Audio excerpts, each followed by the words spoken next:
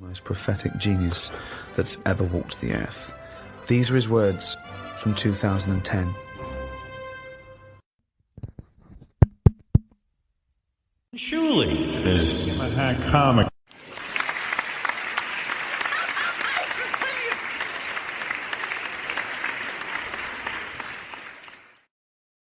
You know who it's time for?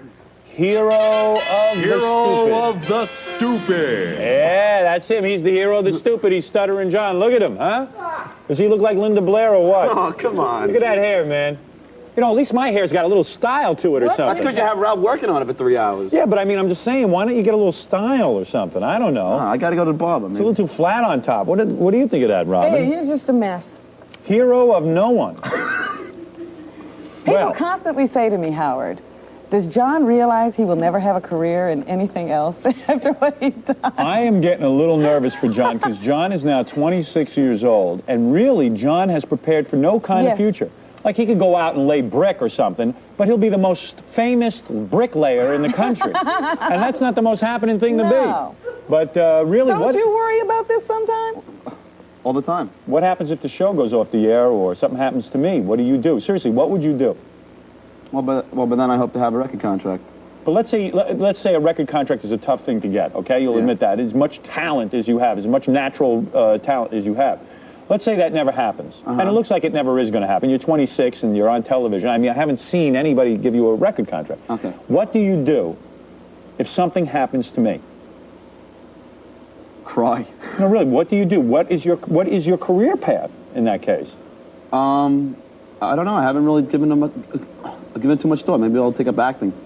I don't know, but that's another career that, in other words, you have to have, you have to have something to fall back on. I want to be in the entertainment industry, Right. I mean, that's what I've always wanted to do, so. All right, so you're in it. Okay, I understand your point. Well, okay. I mean, what is anyone going to do? I like that he doesn't even think past today. Well, they say if you're going to be successful, don't think past today. That's what all the experts say. I took a lot of courses in this, and I know. I think Dale Carnegie said it best when he said, all right, let's take a look at what Stuttering John's been up to, everybody. I love to look at Stuttering John's work. Yes. He wants to be in show business, and the only job he's really qualified for show business is to sweep up elephant duty at the circus. Yo, can I ask you a question? Yes, go ahead. How come, I go out and, do this stuff, and then you just bring me out and berate me? I'm not berating you. I'm concerned about you, like a father to his son. It's a question. Hopefully I can work. I can work with you. But I'm saying, what if it should happen that I am no longer in show business? What if I lose my voice to throat cancer? Maybe it'll give me my own show. Well, okay, maybe, but you're a friggin' mess. Okay, here we go. And that's what I'll call it, the friggin' mess show. That's going to be some show. Okay, here we go. Let's take a look at your work. Here we go. I said, here we go. Oh, okay. No, go ahead. You want to do that for me? All right, now this is, oh boy, what is going on? We're losing power. I can't stop it. No, go ahead. You want to do that for me? Wait, okay, I stopped it. This is Brian Wilson of the Beach Boys, right? Okay. The genius who wrote all the songs. The genius who was in the Sandbox for a couple of years. Okay, here we go. This is the Howard Stern Show tape for broadcast. Let me ask you, when Paul McCartney wrote Hey Jude, do you think that he was trying to disguise an anti-Semitic remark? Was he what? You think he was trying... Brian, don't even answer that.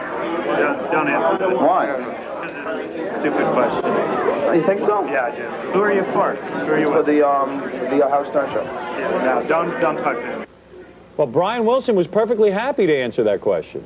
I don't think Brian Wilson knew where he was. Well, I don't know. I think Brian swallowed too much sand in the sandbox.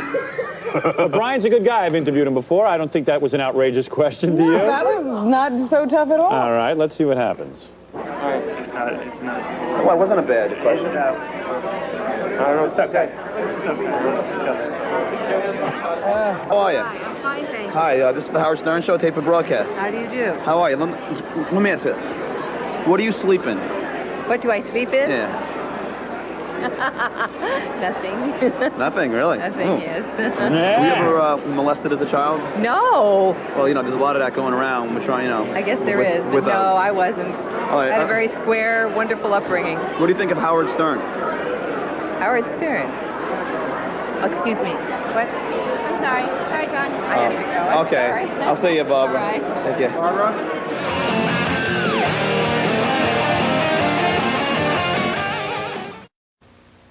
Do you believe the reports from the Inquirer that Mayor Tullamore had breast implants? No. That's what they've been saying. I know, but they say all kinds of crap. I know, they I know. said unbelievable crap about me, so... would no, you- I believe very little I see at the Inquirer. Would you get breast implants? Yeah. No, never. Never? Oh, God, no. May I- And there are those who could say I could use them. But no, I think it's terrible. For one thing, they block... Have cancer. They block mammography. They really do. And, See that? it's bad news. And I don't know if Stone cares about that, but I do. Let me ask you, were you ever spanked by your husband? No. Okay. The marriage would be over. Oh, what John, do you do? What do you do? I do this. Oh, you do this. You do these. They call me Stuttering John. Stuttering John? Yeah, because I have a stuttering... I noticed, but I thought you were kidding No, around. I'm not kidding around. I have a dear friend that stutters. And Really? Yeah, but he communicated right through it. And Yeah. so do you. Isn't it great that you picked this? I know. form? Well, I didn't pick it. I kind of got pushed into it. No, I think it's great. Well, Do you know thanks. stuttering people or stammers across the world can take heart from you? Exactly. They could relate to me. you Well, know? what you did is you went into the eye of the storm. That's very courageous. All right, thanks a lot. Can I get a hug? Of course. Yeah. All right, Val, I'll see. I'm a big fan. Big fan. Take You care. grew up watching the show. Yeah, I did. I grew up watching Rhoda and all that I stuff. know you did. I'll see you. Okay, guys. Take care. My name is John from the Howard Stern Show. What do you think of Howard Stern? I don't know Howard Stern. No? No. I know of him, but I... Are you going to run for the presidency? Are you kidding? Get out of here. No? No. Are you a Too Jew? late. It's too late to do that. Good to see you. Way to go, John. This is the Howard Stern Show, tape of broadcast. Hi, how are you? I'm good. Were you Cagney or Lacey? I was Cagney. You were Cagney, all right. Were you happy when they hired Grumpy Ed Asner to be on your TV show? Absolutely delighted. Yeah. How do you handle obsessive fans? Well, I just had that one unfortunate experience, and it hasn't happened again. Really? Yeah. Oh, man.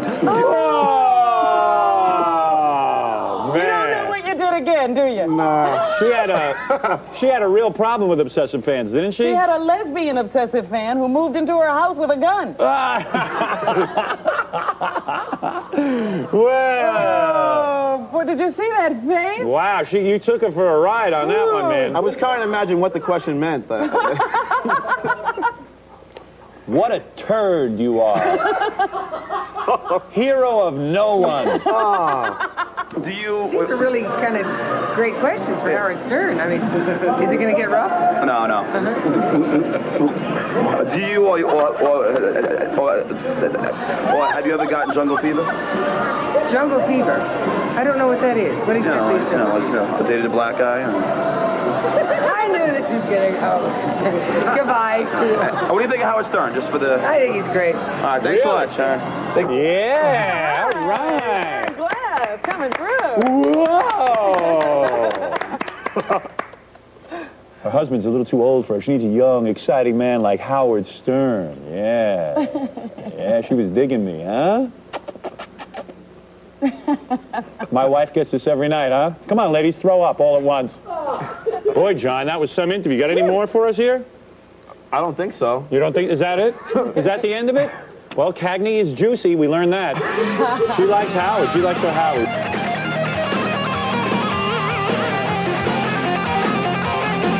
People of Earth, attention please. The Howard Stern Show usually has no live audience until now. If you want to get in and see Howard, the only way is to write in and tell us what outrageous things you do and why we should have you here. If you're normal, forget it. Are you... The mystery of the mugging of Dan Rather several years ago has been solved. Remember what's the frequency, Kenneth? Yeah, they found out Bill Cosby mugged him. Everything in the news is Bill Cosby. Wouldn't it be great if everything related to Bill Cosby? The New York Daily News reports that the CBS News anchor identified the man who more than 10 years ago yelled, "What's the frequency?" then beat Rather up on Park Avenue. Yeah. was William Tager, the 49-year-old man who is the same man who shot and killed an NBC technician outside of the NBC studios in 1994. How bizarre. He's now serving time for that crime. They say that a psychiatrist who is treating Tager informed rather of this piece of information. He says that Tager was under the delusion that CBS was beaming messages to him, and that what's the frequency was the question to Rather, because he wanted to know how CBS was doing this to him. Wow. Boy, Rather's lucky that guy didn't kill him. That's right. They say he was in the psychiatrist said he was in grave danger at that time. We were very, very concerned about this when it happened, and we sent Stuttering John to interview Dan Rather. Do you remember this? No. Yes, you do. Here, listen. Hey, Dan, can I ask you a question? Oh, just for a second? Hi, this is the Howard Stern Show. I'll take for broadcast. How are you? Oh, fine, thanks. This is my wife, Jean. Hi. How are you? Fine, thanks. What's the frequency, Kenneth? Right. I'm sorry, I didn't hear what you said. I'm sorry. Okay. You have the questions written down. Can I see them here? You changed places with Howard Stern. I don't know him. You know Howard Stern? No. He's like the king of New York. No. You don't know him? Never heard of him. Who's your favorite judge? Judge? Yeah, judge. Favorite judge? No, judge. Judge. Favorite jug? I don't know. Usually I drink wild turkey or something. I don't know. Judge. Let's stand. Sorry, thank you. Do you check after you're done wiping? All right. All right, we have a sense of humor about it. Thank you very much, man. Not a problem. Take care of yourself. Good luck to you. Take care. He's not answering any questions, though. Not a problem. You know, Howard, I don't look too normal, but when I asked him that, what's the frequency, Kenneth, question, he stared at me. All that pause was him staring at me. Wow. Like trying to figure out. If you with a gun. Let me see if I can recognize you. Authorities, lock this man up. This guy's about to kick my butt again. Yeah, like a girl. Let me take a break. We'll be back right after these words. All right, you want to hear the Larry King montage? Yes. All right, these are the various phone calls. This is one I don't think I ever heard, actually, this first one. It's a panel of people on Larry King talking about Stuttering John. Really? The news conference atmosphere today was a circus. I will not mention specifically whom this person was affiliated, but there was a buffoon in the audience calling out salacious questions, which rendered the whole thing down to the level of a circus. And unfortunately, that individual was carrying a New York City Police Department working press card, and they need to screen who gets into these things more carefully because it reduced the whole level of the news conference and forced Ms. Flowers' attorney to cut short the news conference, and that was not fair to the governor or to Ms. Flowers. By the way, I'll say who the buffoon is. I don't care. It's the world-famous Stuttering John from the Howard Stern Show. Yeah. So that, if he were there, that's, even Cindy will say that's bizarre. You know what? You know what's amazing about that? All those imbeciles who at first were... Now it's cool to say what he did was good, because once the heavyweights, like that guy on Sunday Morning, McLaughlin and all of them said it was good, that, of course, the press conference was ridiculous. You heard this report, he's like, forcing Miss Flowers, like Miss Flowers is anybody. Like, who the hell is Miss Flowers? I spread my legs for Bill Clinton, therefore I should be treated like I'm the President of the United States. Well, he's running for president. Doesn't that make me something? Yeah, I guess so. Yeah, somehow. And then the reporters, of course, are like robots. They don't even think what they're up to. Forcing Miss Flowers to end the press conference early. She's got a big copy of the Star magazine on the stage with her blown up. It's a total commercial for the stupid article. And they're going right along with the whole program. But as soon as John McLaughlin and a couple other people tell them what to think, then they all change their opinion. But that's, Larry. I won't even mention this individual's name, what show he's associated with. We couldn't stand that her exploitation was cut short. Carbondale, Pennsylvania, with Donnie Osmond. Hello. Yes, Donnie. I would like to ask you, with the comeback of the Partridge Family and all, what do you think of Howard Stern? You ever hear of him? Oh, Howard Stern, I don't really listen to him honestly. I don't really know how to respond to the question. I'm sorry. Yeah. I really don't know. We continue to set a record of having so few people know who this person is. This is the all-time record for the least known person. I've heard of him, and he's been on the show once, but I haven't seen him in years. Larry, again, not knowing what to say. We'll be with you for another 15 minutes taking your calls. Durham, North C-SPAN. Carolina is next. Good evening. Good evening. I'd like to know what the representative thinks of Howard Stern. I have not heard Howard Stern in a long, long time. In fact, I haven't heard him, I think, since he's had his syndicated program. I think Howard Stern provokes a lot of thought. I disagree with his philosophy and his expressions, but he does get people to thinking, and I'm glad he gets as many people thinking who are opposed to him as he does who are with him. Annandale, Virginia, hello. Yes, hi, Robert Conrad. I'm a big fan. Thank you. And I'm wondering, after so excellently portraying the rogue G. Gordon Liddy, would the next logical step for you be for you to portray the legendary Bob Abui?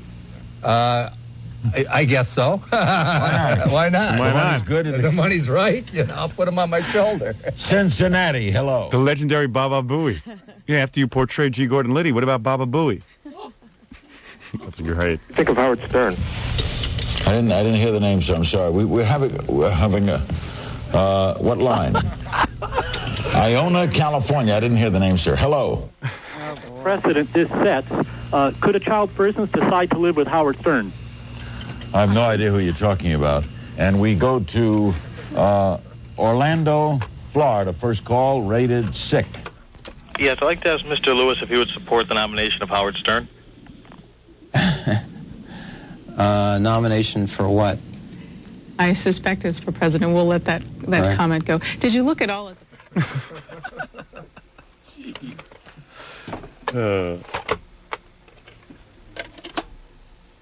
Honesdale, Pennsylvania. Go ahead. Yes, Ms. West, I'd like to ask you, great book, by the way. Thank I want to you. congratulate you on that.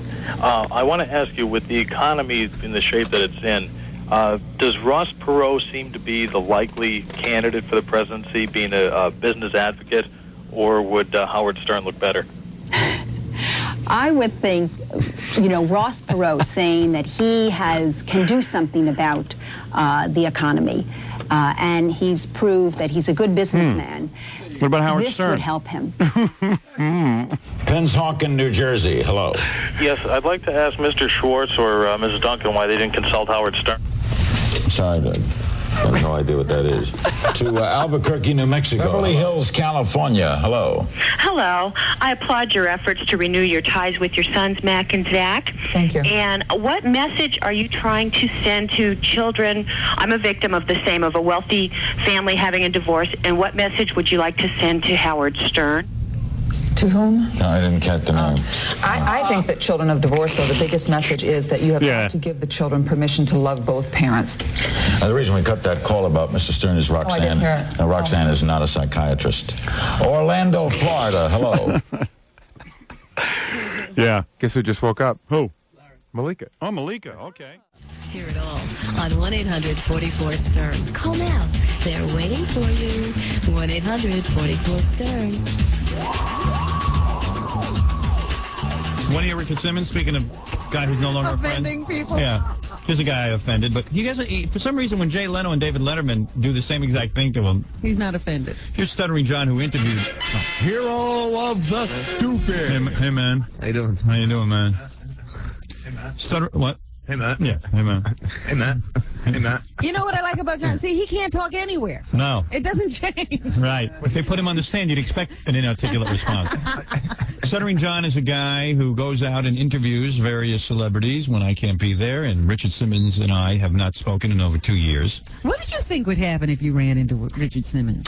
Oh, he'd be like, you hurt me. And He would speak to you. He wouldn't just clam up and leave. And I'd say, well, how did I hurt you? Evidently, everything that I did with you on the radio, David Letterman now does verbatim, and so does Jay Leno, and why aren't they hurting you?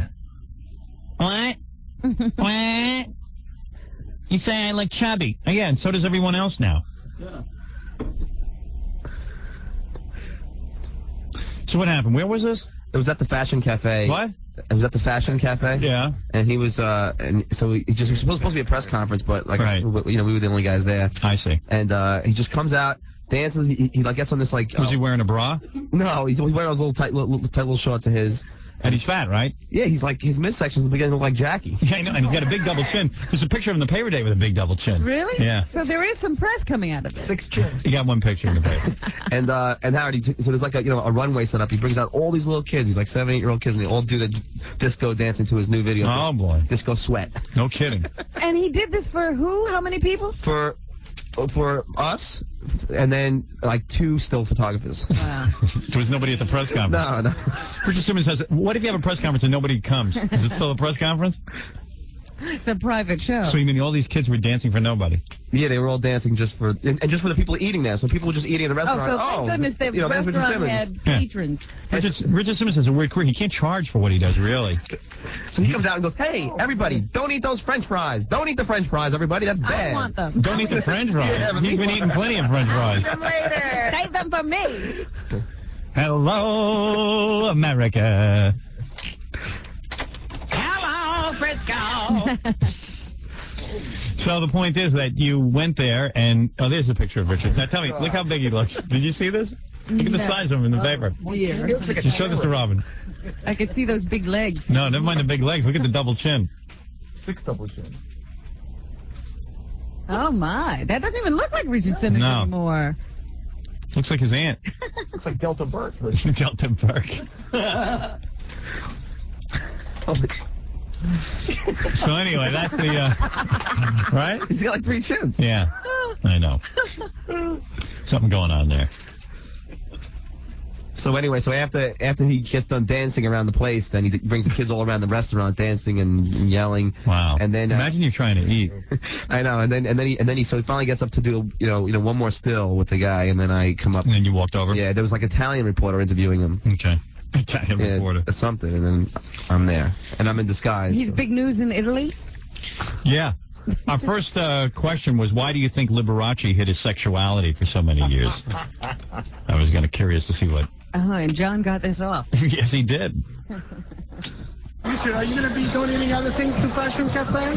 When Fashion Cafe needs me, I am here for fashion. He's a character. How did he get to be famous? I don't know. What a great racket that is. You don't even have to think up anything. You don't have to be witty. You don't have to be anything. It's just all you do is bounce around. And you know what? He doesn't even have to bounce around that much. It's fat women, though. They love him. The only time he exercises is on those videos, and when like he's on the Jay Leno show, and they go to a commercial, and they let him like exercise for 3 seconds with the audience.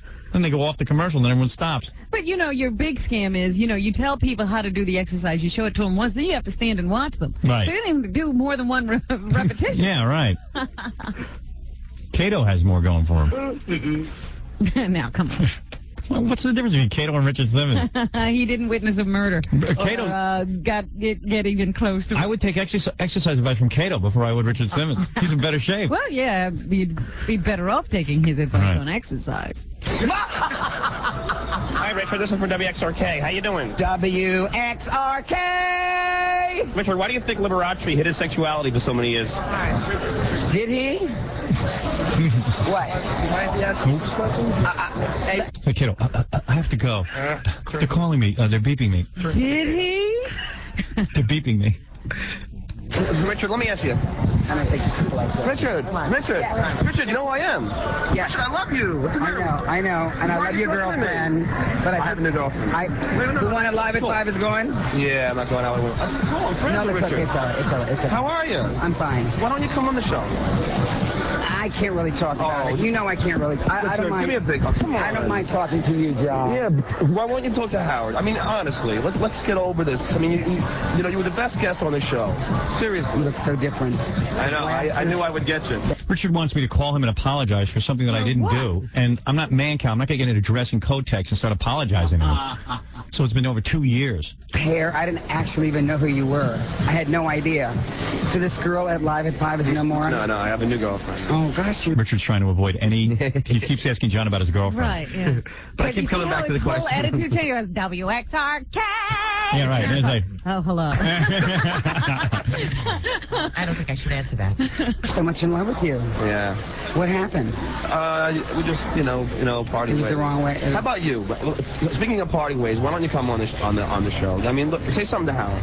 Come on, say something to him. Oh, this is... Come on. I love Sterling. I love him like a brother. It's like if there was a twin in life, I know that John was my twin. But you know that I can't talk about it.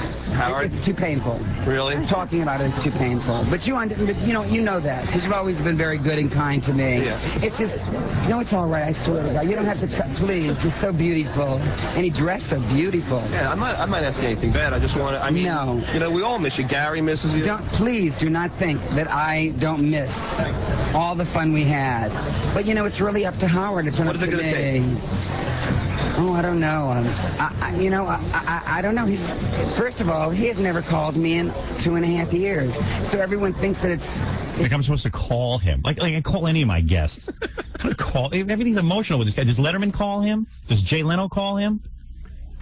I feel like his disc boyfriend. Yeah, I know. He turned me into a whole romance.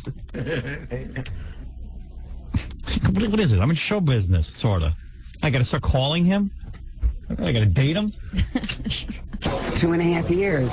So everyone thinks that it's me that's doing this. And all that he named his baby because of you. I named the baby and, even bought a piece of furniture for the baby's room. And then... Ugliest piece of furniture you ever saw. I've never made it into the room. Did you burn it? The worst taste. What was it again? It was a little stool, wasn't it? It was like a little stool, but it was so ugly. What color was it? It was like brown. It didn't match. He's seen my house. It doesn't even match the house. We have like a whole black and white thing going. I don't know what he's doing. It was like an old-fashioned piece of garbage. Jackie's got it now. We made the fire 4th of July. Out off the sound. Yeah. It's anchored to the sound. Turned it into a jetty. It's an extension. Right. He would never let me see the baby. Right. Oh, now here, listen to this. I would never let him. You banned him from He gets very emotional here, too. I went to dinner with him, and he said, hey, how about the name Ashley for your daughter? I said, hey, that's a nice name. My wife goes, yeah, we like that. Maybe we'll do it. I named the baby and, even bought a piece of furniture for the baby's room. And then deal. He would never let me see the baby. And it's been 2.5 years. Like Were you supposed to mail the baby to Los Angeles? Like he's the mother, and I took the baby away from him. But how is he going to see the baby? He's not speaking. Yeah, right. Like, I'm going to call him so I can see the baby. Then he would never let me see the baby. And it's been 2.5 years, and I think that's so sad. What a prima donna. like he has a right to see the baby.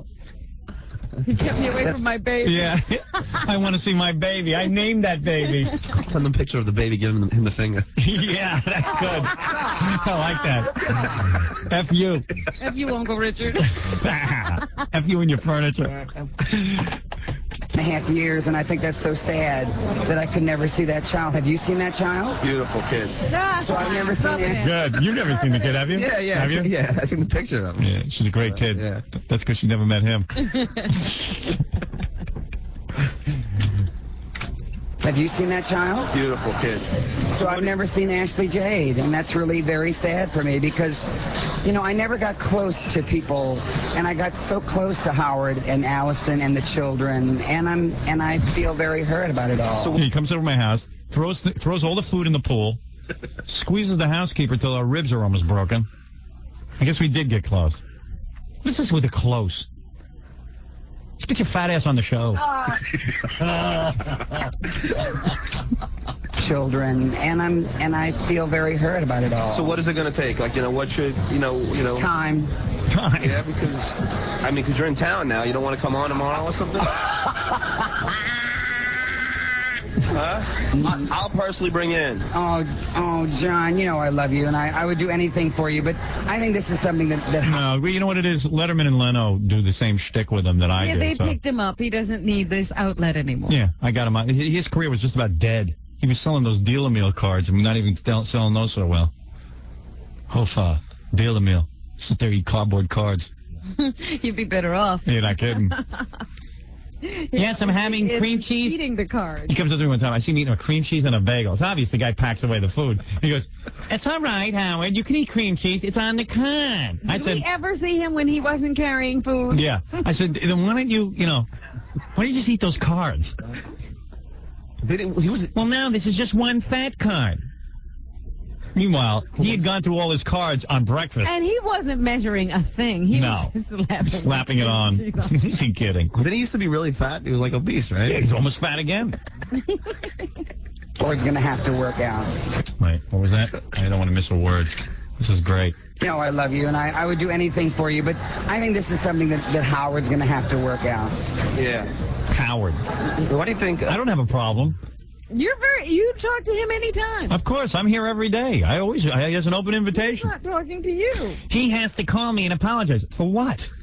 What was it? Wasn't it like some play you didn't see with him? Wasn't that it? No, it was because the Inquirer had a story about him getting spanked by some guy. And the guy said that Richard would walk in the room and go, Daddy's girl's been a bad girl. Daddy's girl's been a bad girl. Yeah, that's the guy who accused Richard of saying that. He said he was like a male hooker or something? Yeah, and he said Richard would hire him to go get people to spank him. So, I mean, you know, Richard got all embarrassed that I brought that up. So, what am I going to tell you? That's what it's about. Big deal. It's a big deal so some guy spanks him. Or it doesn't. Tell him it's not true. Yeah, that's all. In fact, I called Richard about it. He said it's not true. So I said, fine, that's it. It's over. But he's going to hold a grudge for 2 years. He's being a bad girl. He's a bad girl. Daddy's girl's being a bad girl. And then I called him. I said, why don't you come in here? I'll spank you. That was it. Yeah, and then he got all upset. Daddy's girl's been a bad girl. That's a weird thing to have a guy say to you. But how do you make that up? Yeah. Somebody had to say that. Yeah, somebody said it to somebody. Daddy's girl's been a bad girl. Say it. Say it. Oh. Yeah, the guy's got to have a sex life. I respect that. A bizarre one, but... I love the country. So he got all freaked out. My father figured this out. He goes, you know what it is? You brought up the spanking. Maybe you shouldn't have brought that up. I said, who cares? Why shouldn't I bring that up? It's a major story. Guy's on our show all the time. How can I not bring it up?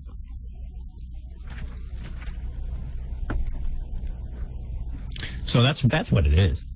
I just thought there was something else, like a play he was supposed to play. No, come on. Play. He wants to go to a play with me. I don't go to no play. I go to a play. I go with my wife. I go with him. Remember the time he bought... What did he do? He bought some tickets to a play. And this is what he did. I'll tell you, I remember the whole thing. What happened was, he wanted me to go see a Broadway show with him. So he buys 2 tickets. I said, look, Richard, I don't want to go see this show. First of all, you got to ask someone ahead of time. You don't go buy the tickets and say we're going to a show. You say to someone, would you like to go to a show? I said, no. Buys the tickets, then he calls up. He goes, I have 2 tickets. If you don't go, you're not my friend. And I said, let me tell you something about being married, a married man. Married man doesn't go on a date. Because it's not a date. I go, wait a second, I'm going to go to the theater with you when I should be home with my wife? I said, first of all, you don't invite a married man without his wife. What? Oh, I'm so embarrassed. So then all of a sudden he says he's going to get another ticket. He's going to meet us at the theater. I go to meet him at the theater with my wife, and he doesn't show up. He never got another ticket. He left the 2 tickets for us. I said, this imbecile, I don't even want to go to the theater. I did it as a favor to him. I said, take the 2 tickets. I'm not going. I didn't even go. And I wasted a whole trip into the city. Right, I knew you would come over. Oh, I was so pissed off. He needs a spanking. He has been a bad girl. Daddy's girl's been a bad girl. You're not kidding. Daddy's girl's been a very, very bad girl. Right.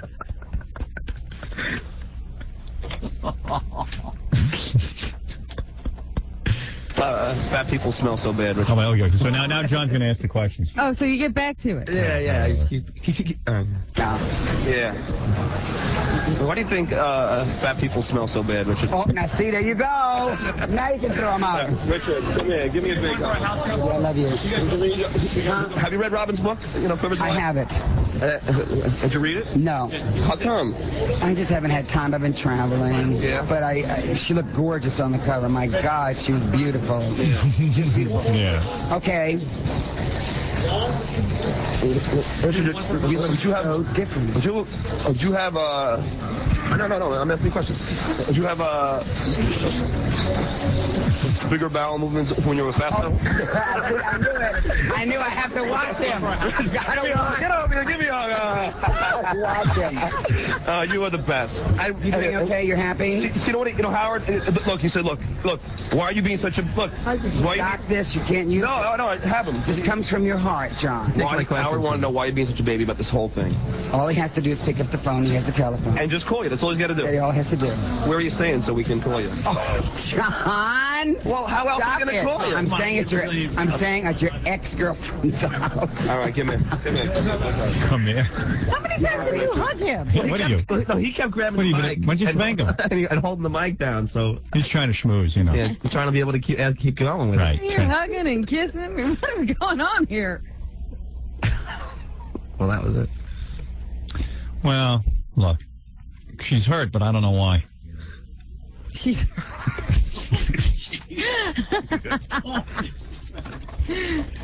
She's good. I'm not gonna. Thank you, OJ. I'm not gonna call the guy and go, "Oh, I'm so sorry." For what? You wouldn't want to call him on the air? No, please. How silly. That's a funny interview, though. That's funny. I like that. Daddy's girl's been a bad girl. Girl's been a bad girl. Really, man. It's very weird to see Jay Leno doing that whole material that Letterman started doing from us. And like now they're at him, they don't know where to go with it. They just yell at him and goof on him. So he's got to come back. Yeah, I mean, doesn't he want some new material to do with Letterman and Leno? I'll take it to a new place. I've got some ideas. It's pretty funny. Thanks, man. No problem. No problem. There's plenty problem. No problem. You're going to sneak into some place and watch a bunch of kids dancing with Richard Simmons and then have him try to squirm away from you. There's plenty of problem. All right, we're going to take a break. We'll do some news for you next, right after these words. You're listening to a man who can't say or on the air without getting in trouble. Howard Stern.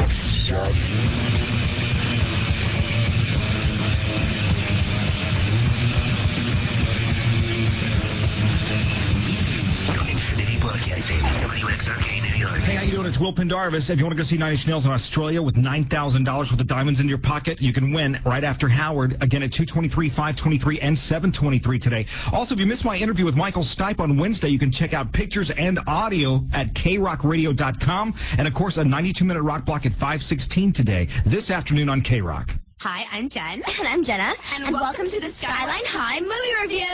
Ta-da!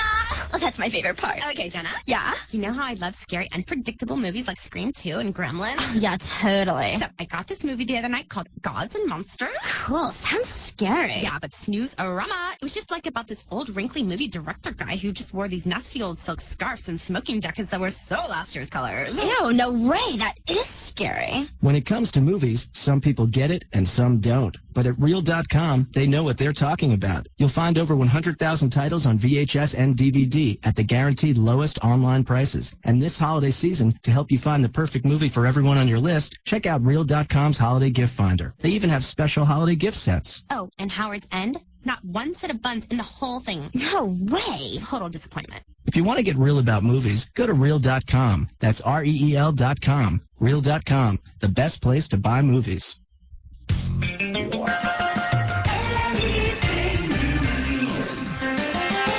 Happy holidays from your friends at Duane Reade. And when Duane Reade says happy holidays, it's more than season's greetings. It's a promise. Because with one stop at Duane Reade, you can wrap up a whole lot of your holiday shopping to make your holidays really happy. And for a lucky woman on your gift list, how about some Almay One Coat Lip Color in any of 30 shades? Or One Coat Lip Shine in any of 12 shades? Either way, it's double the color in one fast coat. Or get some Almay Mascara for double the lash volume in just one coat that won't clump or irritate. So cut the fuss and save money, too. With your Duane Reade Dollar Rewards card, you save $2 on any Almay One Coat item, including nail color, at Duane Reade, New York's #1 drugstore.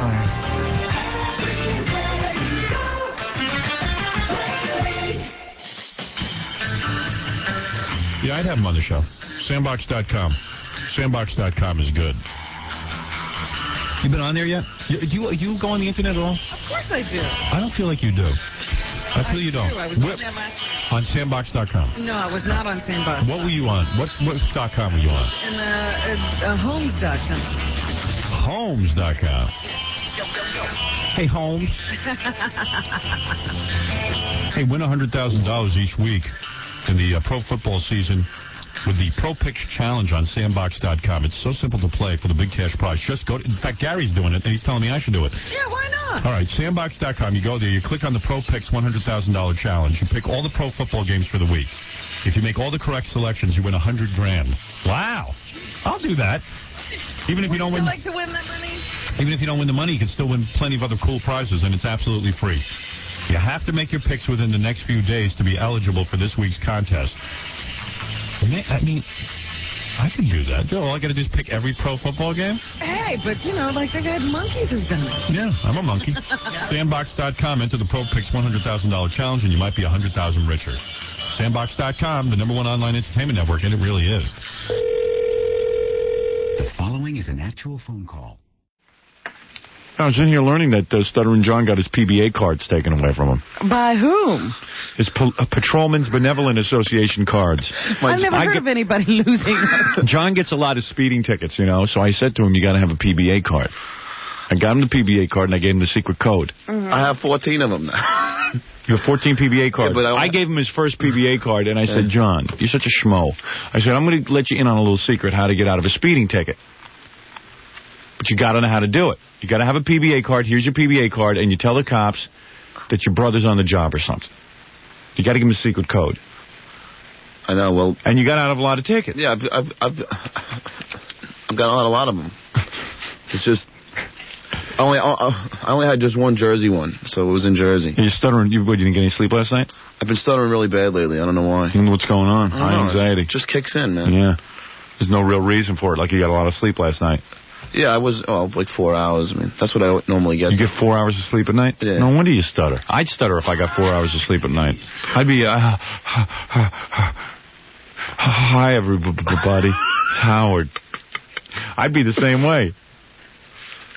4 hours. Aren't you know, he's very busy. You know, he's running multi-million-dollar corporations. Right. Aren't you incorporated, like, on several different corporations? I am going to be, yeah. Didn't we see his broker? I'm coming out of the building the other day. There's this guy hassling us.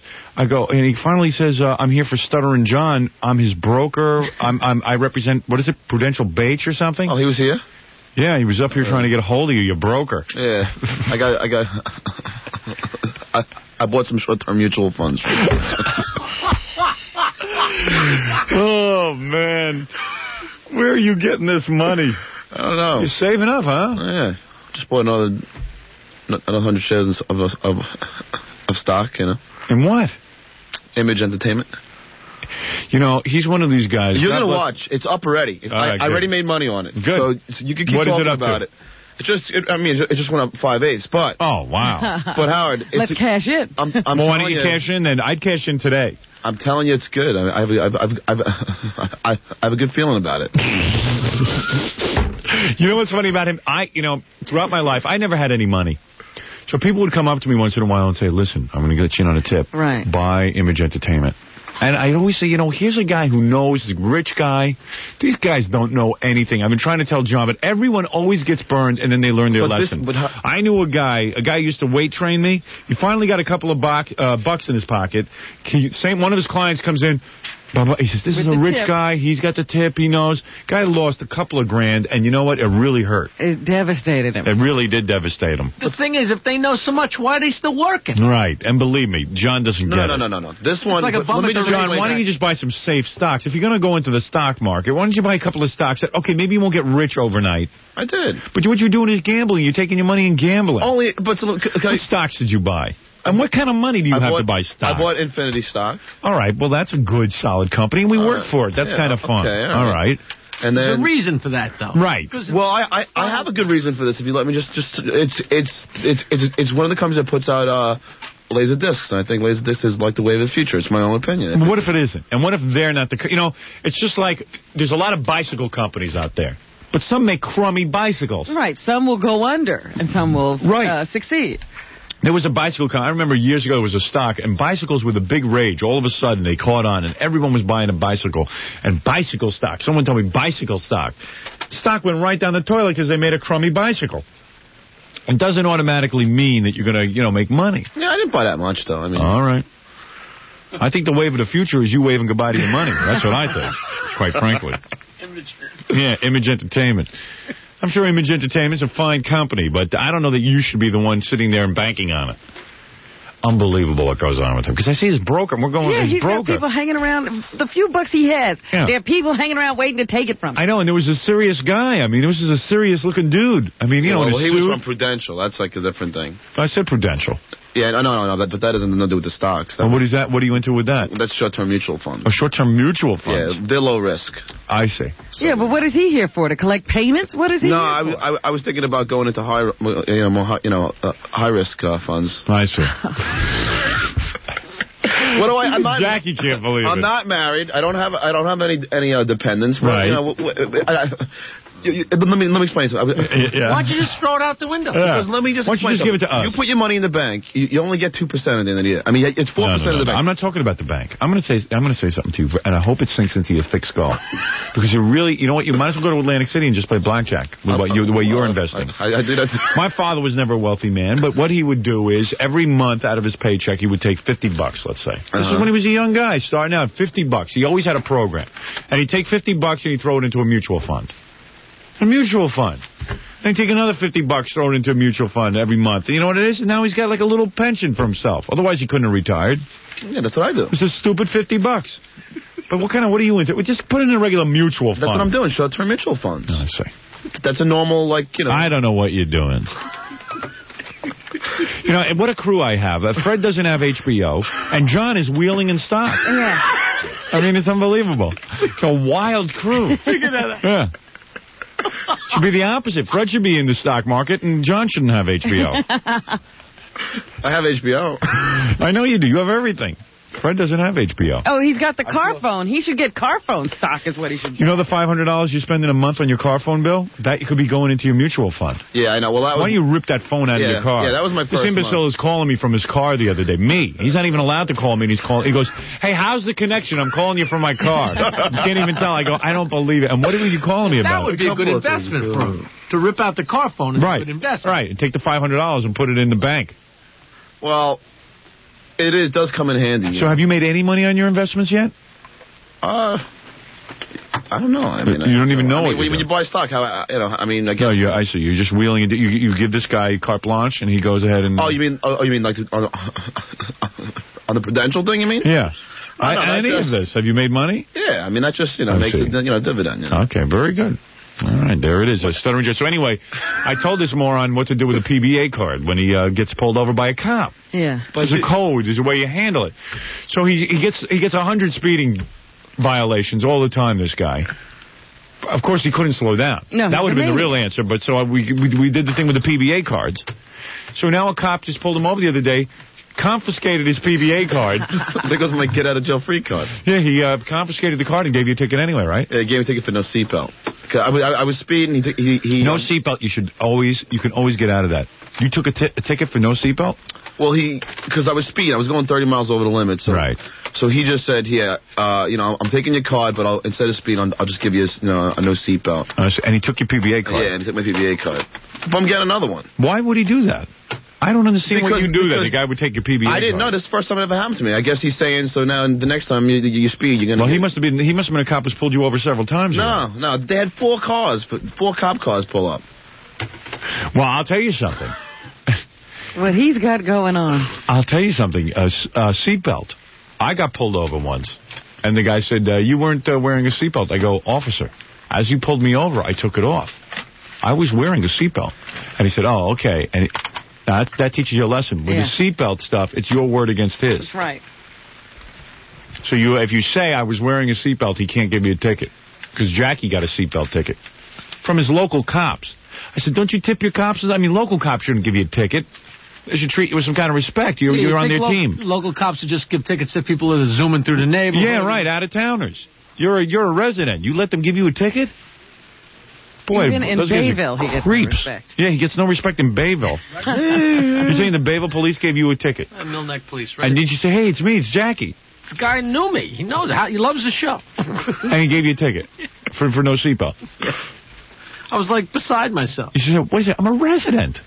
I live here. I mean, they just, you know what it looked like? That's really low, man. It looked like there was something wrong with the bridge, or there was an accident or something, so he's slowing everybody down as it go by about 3 miles an hour. He goes, you pull over, and you pull over, and you pull over. Right. Isn't that great? But it wasn't like, I could see if it was like a Nassau County cop, but not a local guy. Jeez. But now I have now? I have a New Jersey police jacket. Oh, that'll do it. So that's my driving jacket. Yeah. What? The twitch is back. Yeah. Oh, man, is it back? How's your girlfriend like that new twitch? Oh, no, last night I was twitching like that. Like a banshee. Like a banshee, yes. Forget it. And it's really beat. She stares at me when I'm doing it. Yeah. And then I get more nervous. So then every time I do that little contortion, I got to turn my head. Yeah. You like to turn away from her so she won't see it. Because she'll look, because she gets a big kick out of it. Yeah. Because I was ordering dinner. Yeah. And that's the hardest thing to do. Man. Oh, boy. I'd like to see that. Why don't you just let her order? Does she interrupt you, like, while you're ordering if you go into a long jag? No, but I know she's like you. She'll sit and watch, like Jackie. Right. She just can't wait to see that thing happen. Jackie has the greatest little smile on his face while he watches John Stutter. I love to look at I'd rather watch Jackie while John stutters than watch John. It's so entertaining. Yeah, I look over at Jackie to see his face. Jackie almost lives every movement on John's face. He's like... Well, exactly. I really like John, and he knows that I really love him, so I don't have any inhibitions about just being hysterical. Yeah, but when you're amused by him so blatantly, it does hurt. It even hurts worse when it's a friend. Especially if you love the person. You should know better. That's right. No, but I can't. You can't help it. I mean, I understand it. It's tough. I watch Jackie's face. I don't even look at John. It's the funniest thing. Notice I don't laugh while it's happening because I'm just... it's way too entertaining. You don't want to break it up. Oh, no. You ruin it. If you interrupt, and we've learned not to interrupt it. Yeah. I almost finished the word banshee. I knew where he was going. Everybody gets quiet. Have you noticed that we get quiet when John starts? Yeah. Just waiting. The only one allowed to talk during a John Stutter is Fred, who's allowed to go. Hoping to prolong it. Fred has carte blanche. Well, Fred analyzes it. Yeah. Actually, I like it back to you. You know, Fred, I like it better when you let John finish it and then you imitate it. Okay. All right. Anyway, where were we? Oh, yeah, so John lost his PBA card. That was the point. So if any Jersey police are listening, Yeah. they can send me one of those big red ones. If you want John to be speeding through your community, send him another PBA. But you know what I do, Howard? I have 10 PBA cards, so I put my license at the end. Fred, what do you think of that one? That was a beauty. Do it. I don't know if I can get that loose cheek going on, though. Let's hear that.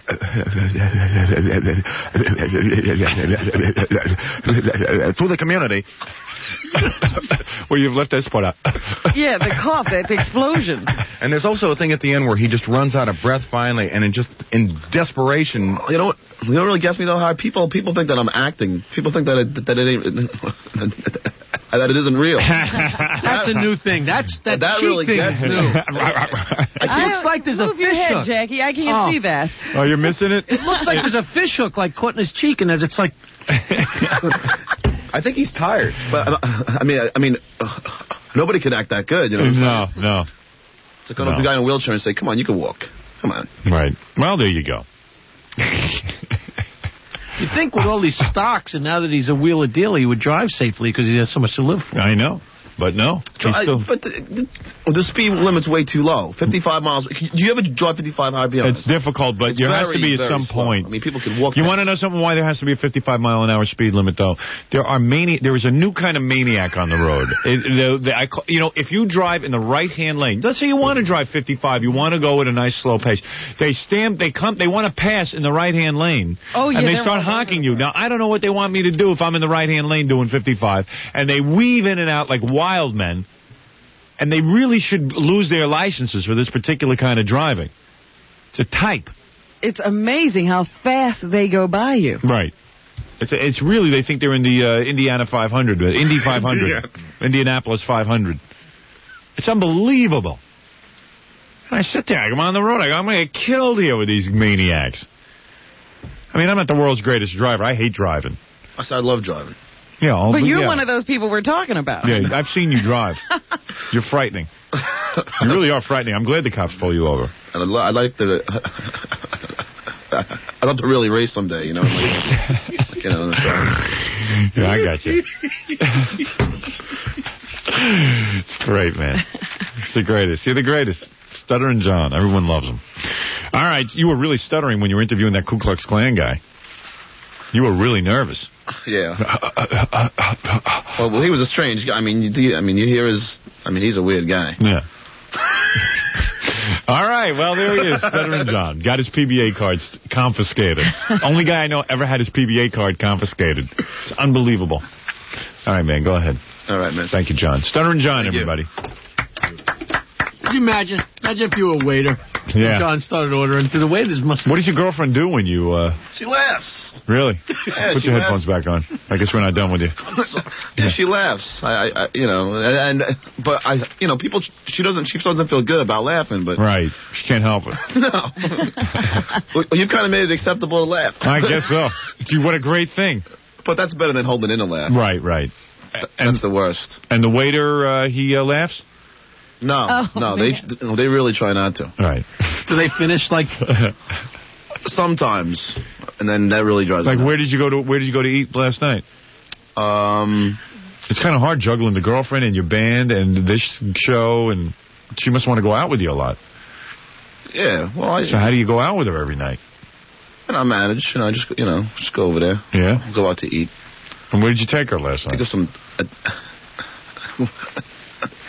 I forget now. I mean, you don't even know where you went to dinner? Jackie's got a belly laugh. I mean, I don't know. Went to this place the other night. It took him 2 minutes to say he forgot. The Belmont Tavern's a really good place. Belmont Tavern you go to? Yeah, it's really good. That's where you will go to dine? They have this special chicken Savoy type thing. Chicken Savoy? What are the appetizers? You get some ziti, some pasta. Right. But where did you go last night? Last night I think I went to Rascals. Oh, Rascals you went to eat? Yeah. Oh, you went out to dinner at Rascals? I always go there. Oh, I didn't know that. It's a great place. Isn't that in Jersey? Yeah, that's where she lives. Oh, she lives in Jersey. Yeah. How'd you meet her? At FM Station, a club I played at. Oh, I see. So you go out to Jersey, you drive all the way out there, which means probably 10 speeding tickets. Oh, yeah. So you go all the way out there, and where do you guys, how can you guys go to be alone? You have to be in your car, I guess, huh? Like she lives with her parents, right? Yeah. And you live with your sometimes I stay at Jackie's place. Oh, you guys I'm gonna be on it. Whatever. I'm gonna be renting. That's what. Well, wait a second. Wait, let me get this straight. John is renting the apartment. No, sometimes I borrow Jackie's keys and stay over Jackie's place. Oh, okay. John again. What a great guy. All right, what is it, Gary? No, John's got. I mean, I just can't resist. John's got like a great gig going. I asked him to wash some towels a couple weeks ago after the Super Bowl party. Yeah. And he told me he hadn't been home in like a month. Yeah, So I said, well, where you been? And he stays at their house. You stay at your girlfriend's house? Yeah, but I'm not really allowed to do that anymore because they're kind of not liking it. You can't, what? Sorry. Who doesn't you like didn't it? think you would wear out your welcome? No, I knew. Are you out of your mind? No, it's. I mean, you think our parents want you living it? What do you mean, Gary? You're sorry. Well, I didn't know. I thought it was a comfortable situation. It's gotten uncomfortable since John and I last discussed it, obviously. Well, you want to know something? John is so oblivious. I said because he freeloads off of his own parents. Right. That he just met this girl, and you mean no. See, that's not really true. That's not really true. No, I sat down and spoke to them and said, and had a long talk. And they said, that's not any problem. No, but see, now I on my own took it and said, something, this ain't cool, and now I don't. Wait a second. Let me get this straight. You were living in her room? No. The guest room. In the guest room. Yeah. And I wouldn't live there because I'm all over the place. But aren't you embarrassed to do that? Yeah, that's why I don't do it no more. Well, it's only been how long have you been going with the girl? About 8 months. 8 months, and he's already living there. Embarrassed. Yeah. Because I said to him, I said to John, when he told me that, I was a little surprised, and I said, well, do you ever bring a case of beer, bottle of liquor, maybe some cake for dessert and stuff? Yeah. I bought a case of beer there. No, he leaves the towels on the floor. One case, once. After a case of beer, a case of Coke I brought and over. you eat their food and everything? You never offer any money? No, I never eat there. You never eat there? I never eat there. We're always going out. You ever offer them any money or anything for staying there? Yeah. Oh, you do it? Yeah. Oh, Gary says you didn't. I didn't say that. No. I did. I had a long talk with... yeah.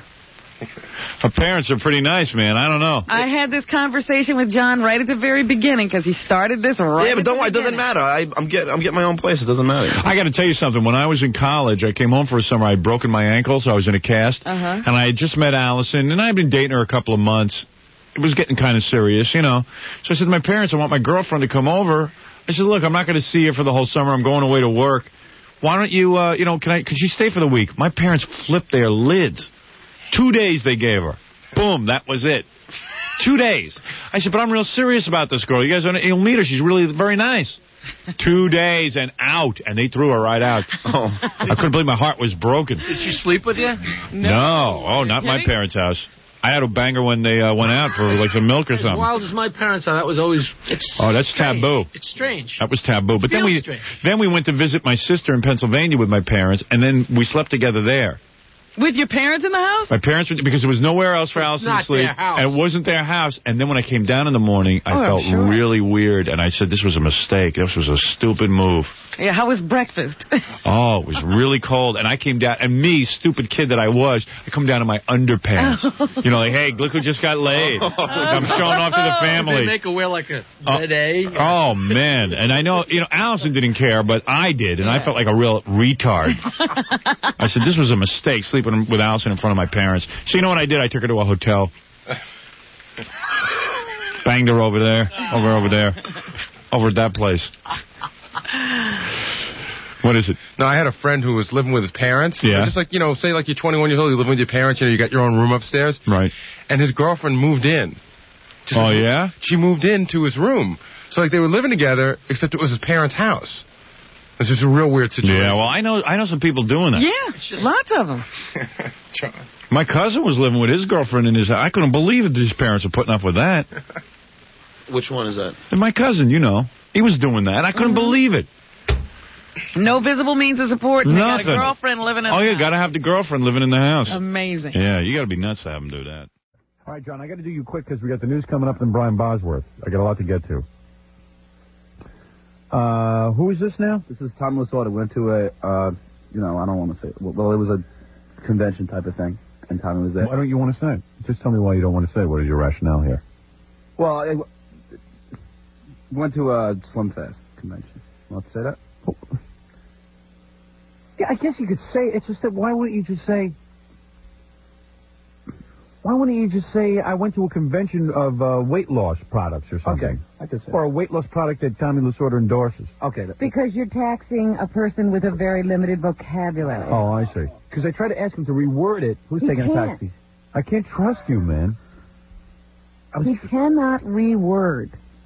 You know I'm not a Slim Fast man. I'm a Nutrisystem man. So am I, and I'm able to maintain. I'm still at the same weight. All right. I love Nutrisystem. All right. So you went there and you met Tommy Lasorda.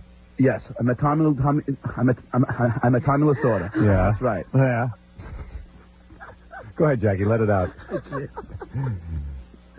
I was fine on that one. Jackie started laughing. No, I know. But it was rapid fire. Yeah. That was interesting. What goes through your mind? Like, you want to get it out. It just doesn't want... Okay, I got you.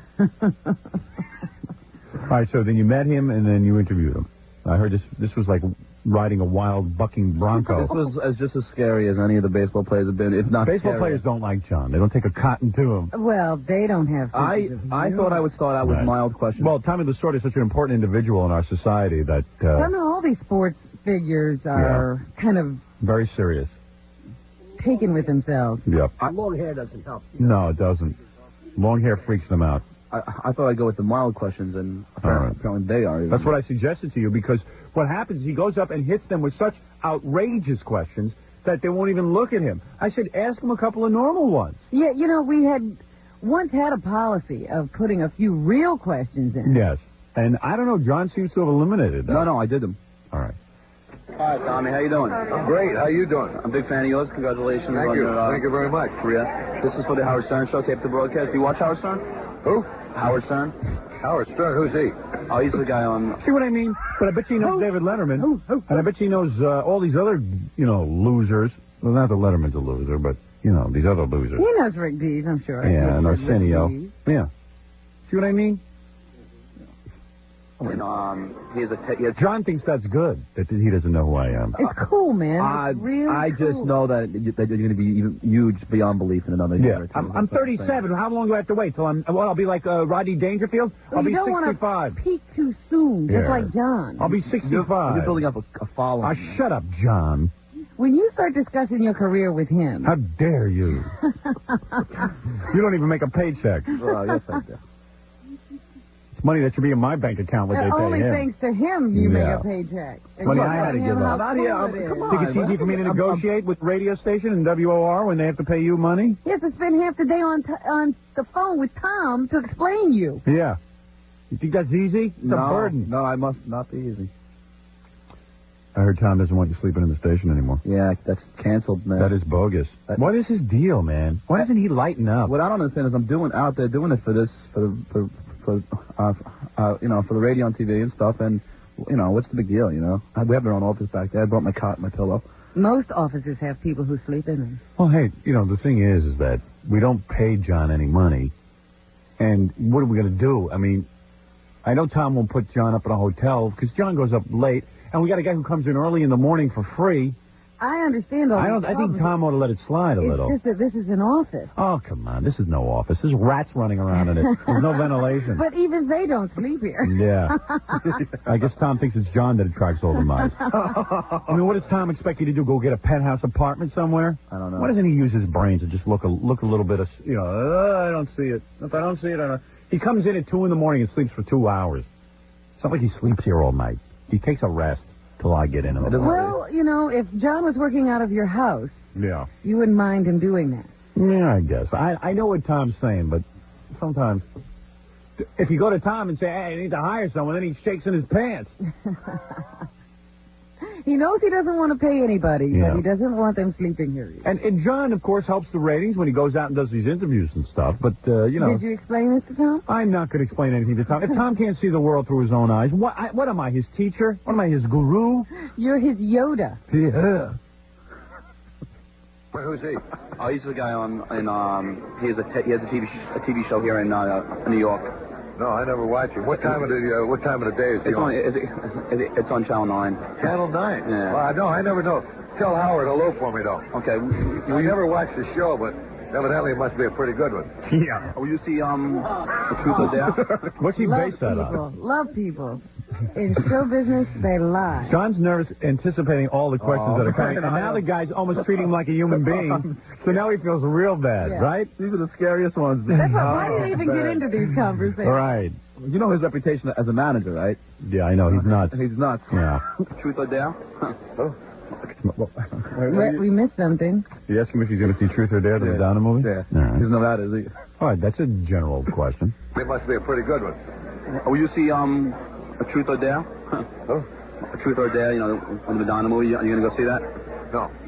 I'm too busy with the baseball team. I don't get time to do very much. Has been going. It's great. This thing is so great. It's unbelievable. For 2 years, I started to lose the weight. I stayed away from eating ice cream. For 2 years, I have not had ice cream. Did he rehearse this? I've heard him say the same story everywhere he's been. Right. Yeah, for 2 years. They must be paying him a boatload. I'm telling you. It's not 2 years. Wind him up and he just goes. Would you pull a string in his neck? Tommy the Florida doll. And he's got to get to the 2 years. He had to back up. He's backing up. Because he only knows it from the very beginning. The only thing that speech is missing is give me a second here, will you, boy? You know what reminds me of? Have you ever had one of those telephone jobs for 2 years make you remember a speech for the phone? Yeah. For 2 years and 30. I'm sorry, I skipped a sentence. For 2 years, take two. Name here. But since we've come out with this ultra slim fat frozen delight, I am now back to eating. It is so good, I'm telling you, and it's got very little fat, and it's low fat. Blow your nose. Sweat is pouring from my forehead. Right. He ought to answer any question after you let him do this. Yeah, right. You had to sit and listen to that nonsense. No cholesterol. And for the people who are always concerned with their weight, now they can really eat ice cream and enjoy it at its best. It's so good. Hey, take my word for it. It is really good.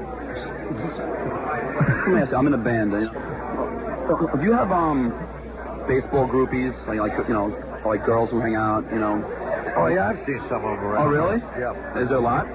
Oh, not too many. Do you ask your players to refrain from sex before a big game? I don't even want to talk about that. That's a private thing, and I don't want to talk about all right. I'm sorry. Can we ask about Pete Rose? Can I say something about Pete Rose? What do you want to know about him? You know, how much you want to bet that Pete Rose is gambling again? Oh, gee. No, that's not a good remark. That's not a good remark. Can I just say something? Tommy, can I just say something? No, answer that. Tommy don't dig you, man. Oh, man. But Tommy was talking to you. He just wanted to talk about personal stuff. Yeah, but the next ones are only getting worse. I mean, the other fart in the catcher's face is coming right next. Yeah, no, that's why I told you don't deal with that. Tommy, deserves some respect. Although Tommy really should answer all questions after that whole dialogue. That's what I'm saying. You gave him a commercial. Yeah. Yeah, I mean, that was a free 60-second commercial. We have 3 million listeners. Tommy was just pissed that the commercial was over. He was going to answer anything. This ice cream was good. You should have made him wait to do that. I'll let you talk about your ice cream, but you got to answer some questions. You got to answer some tough questions first. And then you can talk all you want about. See what he'd do. That's not a bad tack. I feel like you ease them into this. You've got another short one here? Yeah, it's real short. All right, quickly, Robert, just listen to this. This is John with who? Billie Jean King. Billie Jean King, great tennis player. You're a good boy. Have a nice. That was the end of Tommy Lasorda. I was going to say, the Billie Jean King thing is really short. And what was she doing? She was just hanging out. And see, the thing is, the setup is she said that she doesn't want to be interviewed at all. There should be no interviews with her. So I kind of asked the girl there, the publicist, to go get me an ice cream. And when they get me ice cream, I snuck over and then. And she agreed to interview with you? Yeah, listen. Wow. Hi, Billy. Hi, can I ask you a question or no? She's saying yes. Now I'm saying yes. This is the Howard Stern Show. This is tape the broadcast. All right. Now, all I want to ask you is, what do you read when you're on the ball? What? When you're on the ball. On the ball? Yeah. Sorry. Oh, wait, come on. She's talking to me. Sorry. Very sorry, pal. What? Just wait. I'm sorry, pal. Only because you don't like the question? Sorry, pal. Because you don't like the question. Sorry, pal. You know this guy? He says he's your pal. Now I'm getting dragged away. Who's saying sorry, pal? I'm getting physically dragged away now. The guy grabbed me. I think maybe she's constipated and couldn't answer. Yeah, you brought up a bad touchy subject. I can move out on my own. Sorry, pal. I can move out on. What are you, with a parrot? The guy, a big security guard just grabs me by sorry, pal. And escorts me out. Why? She agreed to answer the question. But that's what I mean. Nobody can ever handle it. Nobody ever. What? I would like to know what she reads on the bowl. That's a legitimate question. My own. Sorry, pal. I can move out on my own. I can walk on my own. Thank you. Your hands off me next time. Thank you. Thank you very much. She didn't refrain from answering anything. Refrain. Refrain. Here he goes. There he goes. Mastery of the language. The nutty professor.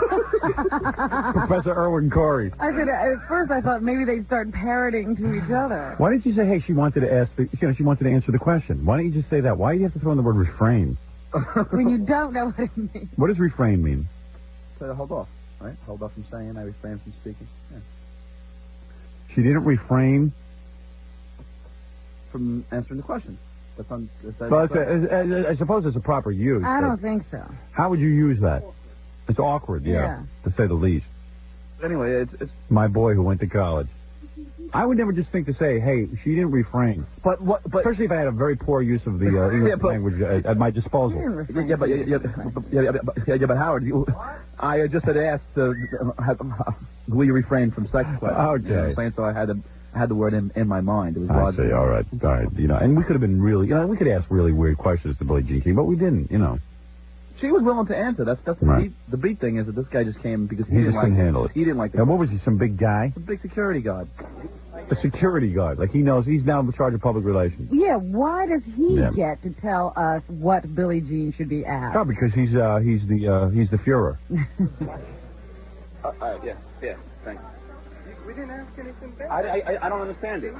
She was talking to me, and this guy decides to bring us. I was asked by the people here to escort you to the door, please. Okay. You guys want one? Two guys arguing. Thank you. I was asked by them to escort you to the door. When? Just now. Who? By the people that are running this show. But I was right in the middle of asking her a question. She was hanging out. I don't understand. What does he do? Just follow orders? Yeah. Well, that's his job. But who are the people asking to have John thrown out? Nobody's asking to have him thrown out. How did he get that? How did he get that command? Through an earpiece? I don't know. You know, no. Who's in charge? You or him? The lady in the back. Okay. Big scene over there, you know. Truthfully, due to the popularity of the TV show, I'm amazed that you get anywhere. I can't believe we got in. All right. Because I did hear them saying, "Is that Stuttering John?" That's probably when the order came down. Get him out of here. Get that boy out of here. Well, another great job, Johnny. Thank you very much. Amazing. We'll be back right after this. Howard will be right back on 97.1, The Eagle. Hey, you want $1,000? The official search is on. The Eagle is looking for the best Eagle video, written and produced by you, the Eagle listener. First place, $1,000, and a pair of tickets to every concert at Coca-Cola Starplex this year. Second place, $500. Third place, $250. And all winners will receive 2 tickets to see Def Leppard at Reunion February 19th. Here's how you can participate. Pick up a copy of the rules at the Eagle Studios. For directions, please call 787-1999. The deadline for entry is February 12th. KEGL Master Rules of June 1992 apply. No entry will be accepted unless you apply to the rules and sign necessary release forms. Light, camera, action! Good luck. From 97.1, The Eagle. This is your brain speaking. I'm talking to you. As your chief advisor, I suggest you reconsider what you're about to do. Do you realize you're standing 6 inches from the edge of a 200-foot gorge? Do you realize falling onto those jagged rocks below would cause me irreparable damage? The last thing that goes through someone's brain when their rappelling line breaks is their knees. You don't care to dignify my comments with an answer, do you? Well, as your brain, it's my duty to shock you with premonitions of your violently twisted, mangled carcass being helicoptered out of this gorge. You're going to jump anyway, aren't you? I don't think we can work together any longer. Get ready for a brand new season of MTV Sports with Dan Cortez beginning January 30th at 6. No ice dancing, no curling, no synchronized swimming. Just sports you shouldn't tell your brain about before you try them. MTV, open wide. MTV Sports, Saturdays at 6. 97.1, The Eagle.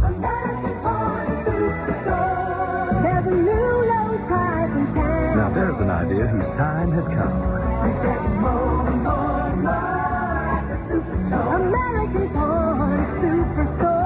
So you take the idea of a good old-fashioned pawn shop, class it up, make it big, display all the merchandise, and then put a price on it that not even your so-called low-price warehouses can even touch.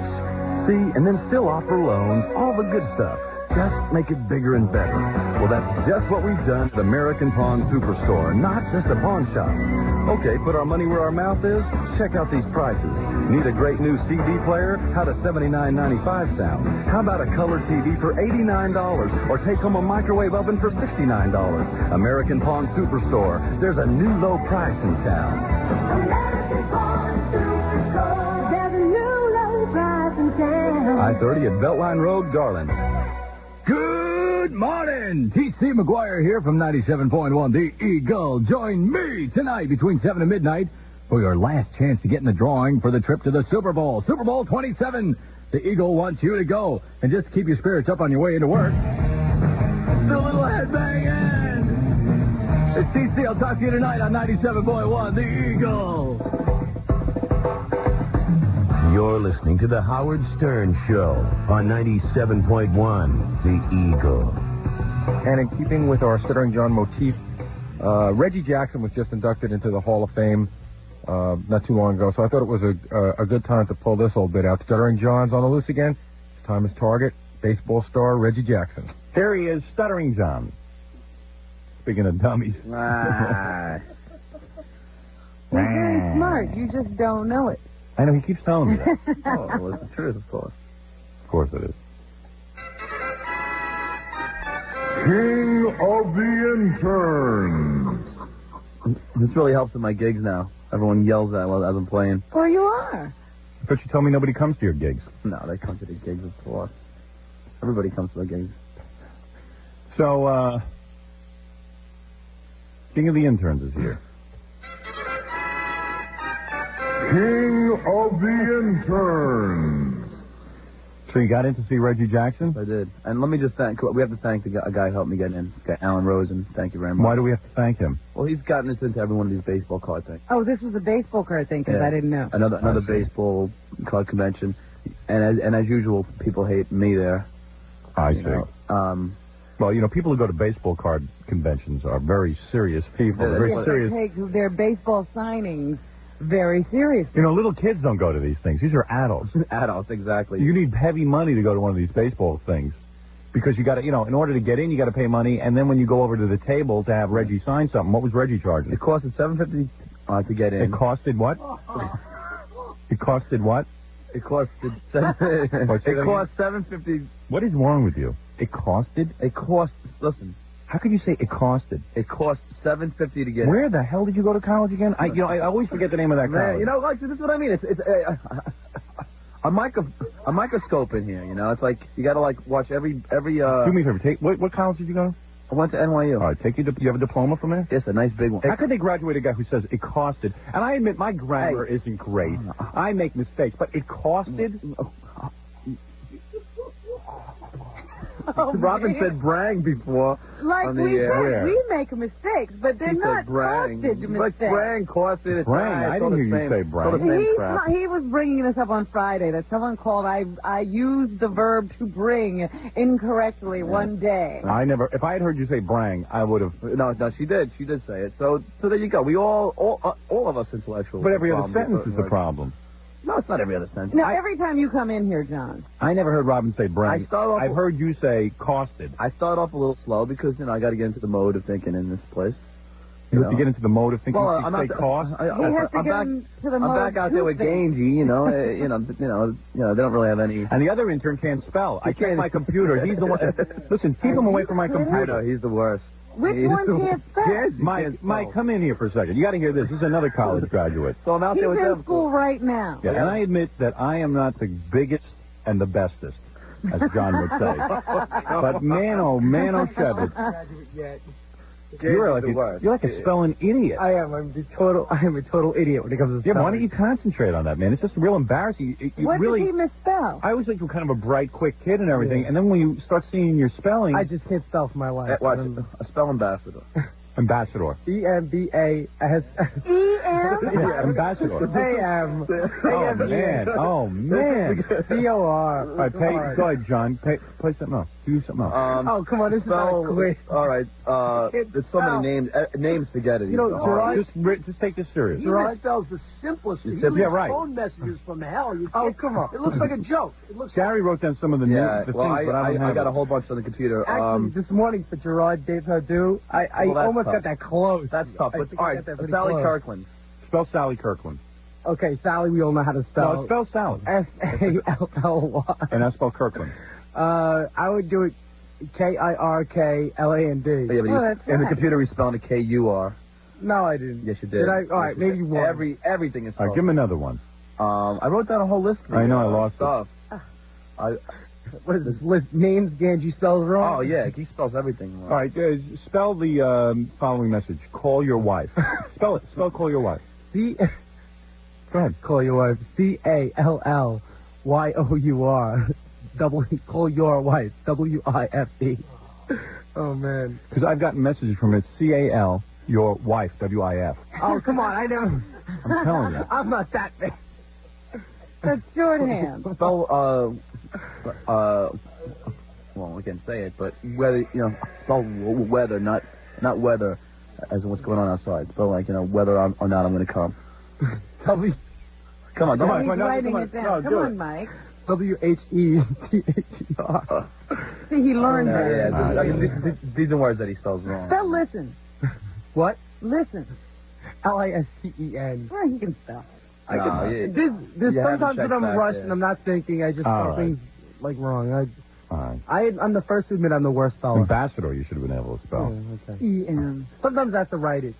All right, we'll be back right after these words. I'll let you hear the Reggie Jackson tape, and then we'll take some of your calls. We'll do the news.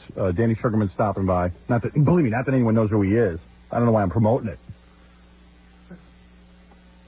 He's the dude who... We've had him on before. He's the guy who opened up letters for the Doors.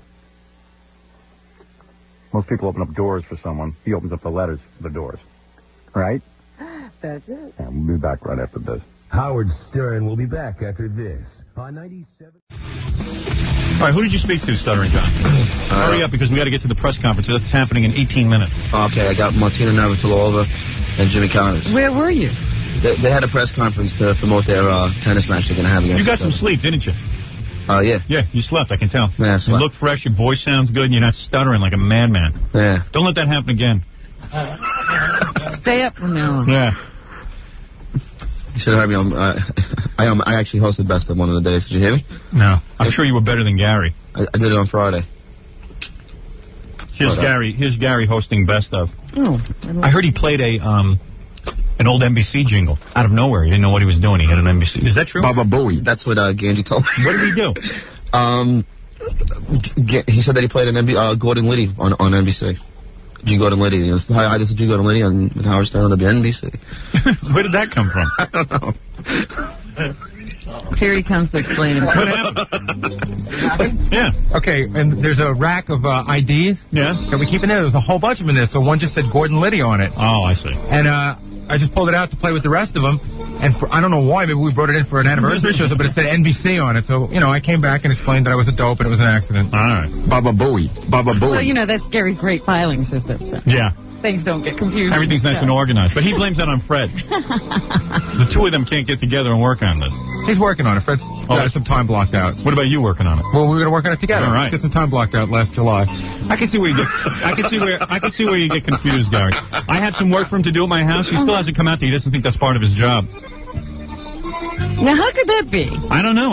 You have said there is work there. Yeah, I mean, he knows we have all these tapes that need to be organized, and he hasn't done it yet. Gary? Gary, I'm telling you, I'm wise to your whole situation. I'm wise to it. Okay. I know what's going on. You're getting complacent, and because you're thinking that, hey, Howard's never going to fire me. I don't have to bust my ass for him. Oh, no, I never think that you won't fire me. No, you do. But you just don't care? Is that what you're telling us? I was working here last week. Were you? Mm-hmm. How come every time I called, I couldn't get you on the phone? I don't know, because you called during Best of and you don't have a hotline. No, I call like 11 or 12. Well, because I leave right after the show. Oh, I see. I don't stay the whole day. How late do you stay? Till right after the show's done. I just stay for the air shift. You stay for the air shift and then you go home? Right. I thought you were supposed to be working though last week. Nope, you were on vacation. I either do an air shift or I work, but I don't do both. How come? That's something that Tom and I agreed on. Well, then why would Tom agree on something like that without me knowing about it? Yeah. I don't need Gary hosting an air shift. Why are you hosting air shifts? Because that's what they want. Who's they? Mark. Mark is an idiot, I told you that. Mark is a moron. He's a program director. All he knows about is how to pick music. He doesn't know anything about anything else. Mark is an idiot. Repeat after me. Mark is an idiot. Mark's an idiot. Right. Had no trouble with that one. No, nobody does around here. I love these program directors. They all they do is pick music, but then they love to get involved whenever they get a chance to get involved, they get involved. Mm-hmm. This is my deal I have with Mark, the program director. What about my deal? I have work for you to do. Who needs you on the air? What good does that do me? What good does it do me to have you on the air? I have no idea. You should be going through my mail. I did all that. You should have things prepared for me. I went through all your mail. I don't have anything prepared for you. Mark thinks it's a reflect. It's good to have somebody from the show. Mark, can I tell you know what they told me? What? They told me that they want Best of to run till like 10:30 or 10:45 now. Yeah. And how are we going to do that? Well, I thought that was sort of ridiculous because the whole point of Best of is the good stuff that you do. That No. Best of runs till 10 o'clock. And I got yelled at for that. No, don't get yelled at for anything. I told you, Best of goes till 10 o'clock. That's it. Case closed. The listeners want it. The listeners want it. I don't want it. It doesn't matter what the listeners want. It matters what I want. Can you imagine the dopes around here running this station? I tell you something. I couldn't get... Before Mark was yelling at me, please get off by 10:15. Now he wants Best of on. Yeah, when you're not here, he wants you to run over. Yeah. He doesn't know what he wants. Trust me. Every week it changes. We tell him what he wants. He's my puppet. And you no longer host Best of. You all right? All right. I have no problem with that. Of course not. Should be there answering my phone. I'm calling him, and I can't get the guy on the phone. There's nobody in the office.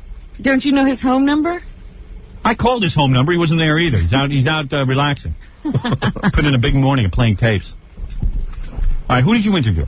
Martina Navratilova. Now, where was this? They had a press conference. Where was this press conference? What? Over at the Regency. Over.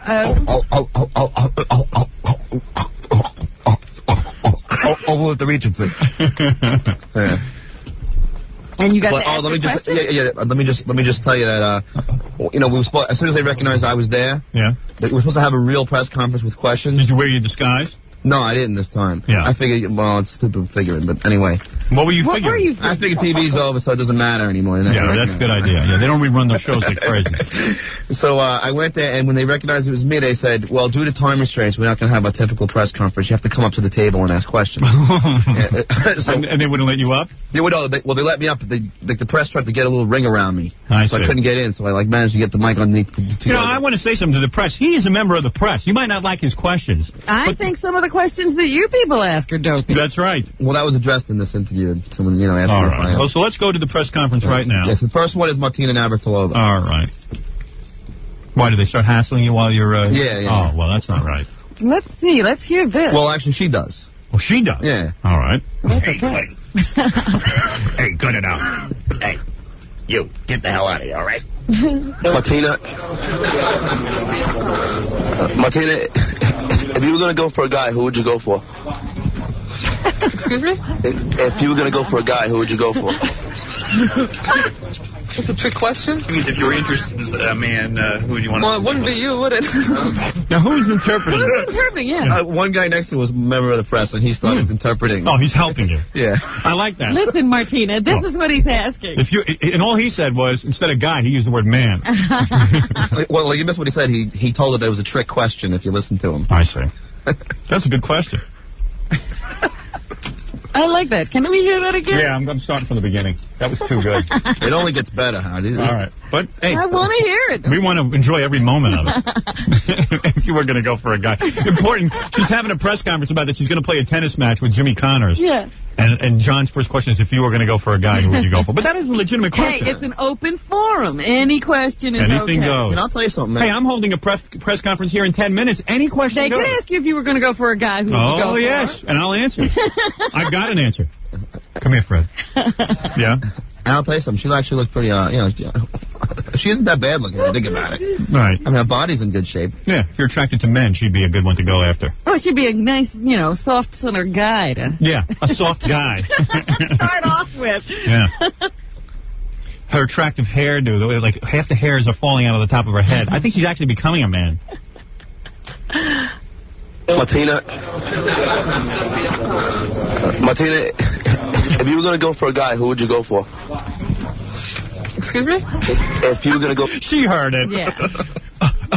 I like how you start... I love it that he gets to repeat his questions. They aren't bad enough the first time. Are you so nervous? Is that what you like to do? Yeah, it's very difficult. It's like a steam locomotive.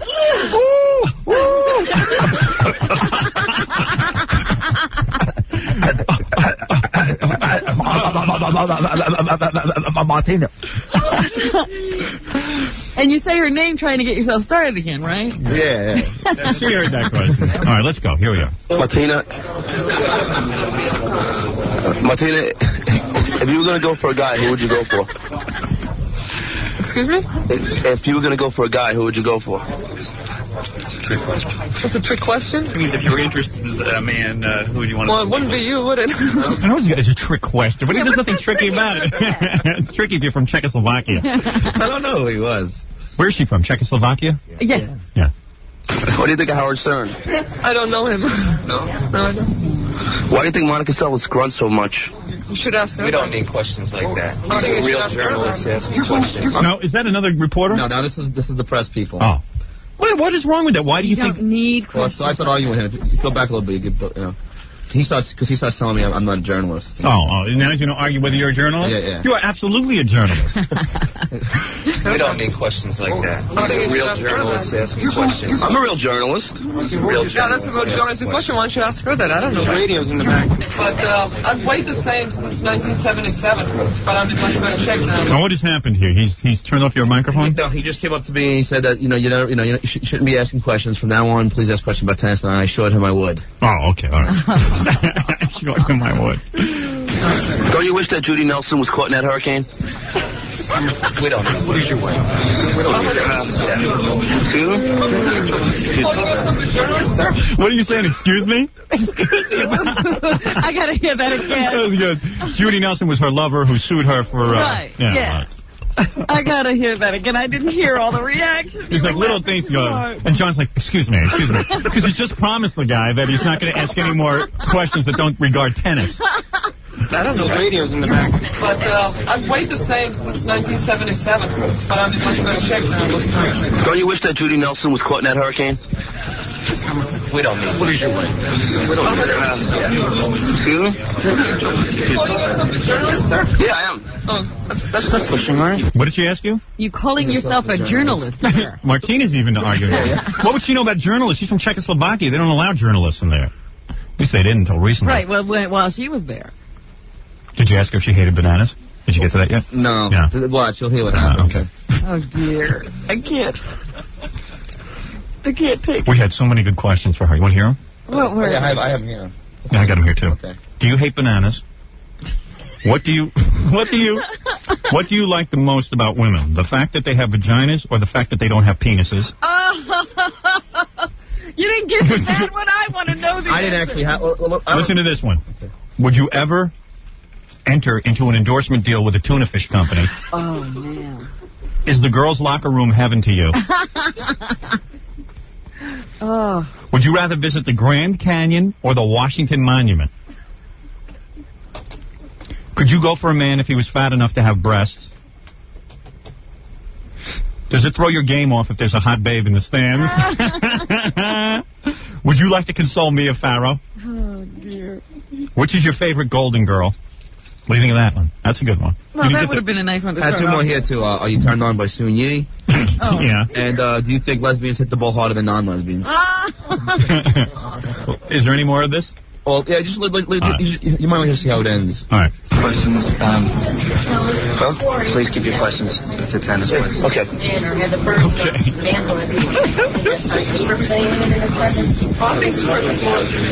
Everyone gets so hostile on me. I'm not being hostile. We just want. No, that's a funny question, ain't it? No. So John has again promised. But he said that's a funny question, don't you think? The guy said no. John has again promised to only ask tennis questions. It's amazing.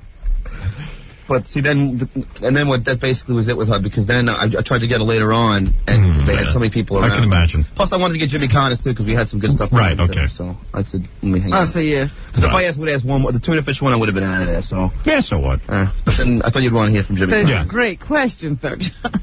Oh. Yeah, I mean, the tuna fish one is a real good one. I know. What are you going to ask Jimmy Connors to top this? Oh, well... you'd be surprised. All right. Who is Judy Nelson? I just would like to question. John, you didn't know who Judy Nelson? No.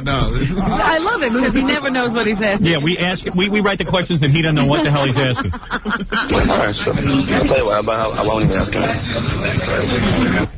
All right, now it's Jimmy Connors. Because John walks in this morning and goes, is Judy Nelson Ricky Nelson's wife? All right, let me take a break and then I'll play you Jimmy Connors. Yeah, Jimmy's pretty good. And then we're going to have to start the press conference in Jimmy Cleveland. got every question that we had off. Okay, very good. We'll be back right after these words. You're listening to a man who wished he had two asses so he could fart in stereo. Here's Howard Stern. I just want to hear the Jimmy Connors tape. I'm curious to hear what Stuttering John did with him. Hey, Jimmy, what did you do with the bag? What bag? Oh, the bag you used to put over Chris Everett's head. Oh, man. Oh, I hear my name being mentioned.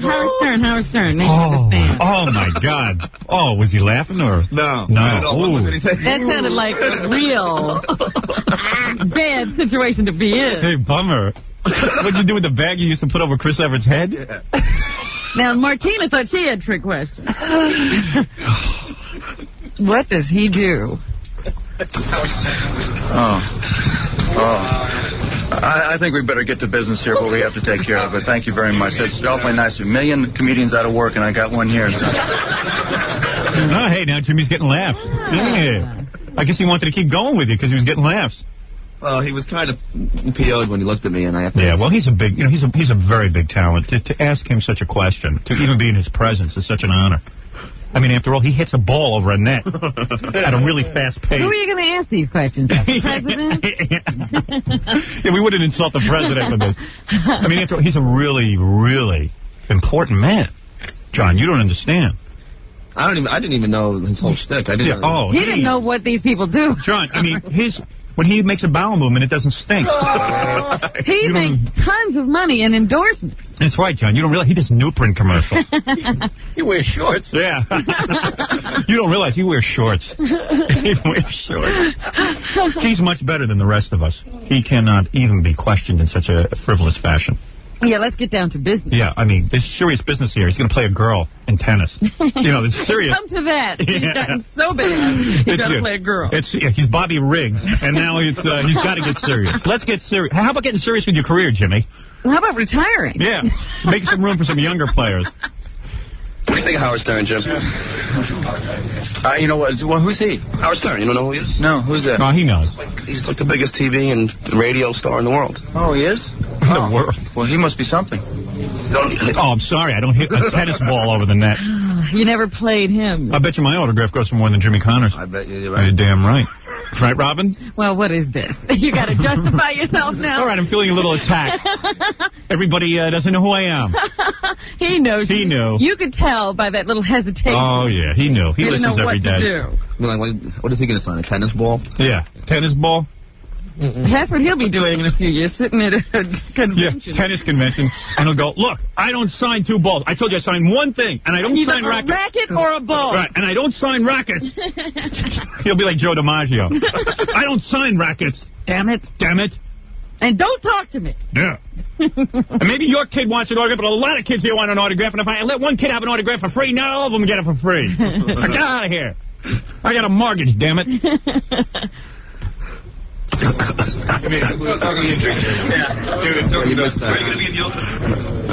Which hand do you noop it with? Which hand do you noop it with? I don't even know what the hell that means. So. He's the noopering guy. He noops his pain. Oh, okay, I didn't know that. Which hand do you noop it with? That's obviously a masturbation reference. You know what? We have to spell out these things phonetically to John because he just doesn't understand. He's like, I don't get it. It's a masturbation reference. Either hand, both hands. I just kind of throw them in there and get it going. It's working. Oh, that was a good question. See, it was about his Nuprin. Oh, he can accept that. Yeah, like Nuprin is an aspirin with a different name on it. Like, what the hell is Nuprin? I really don't know. Yeah. He hasn't helped me learn any more about it. What, is Jimmy a doctor now? He's endorsing Nuprin?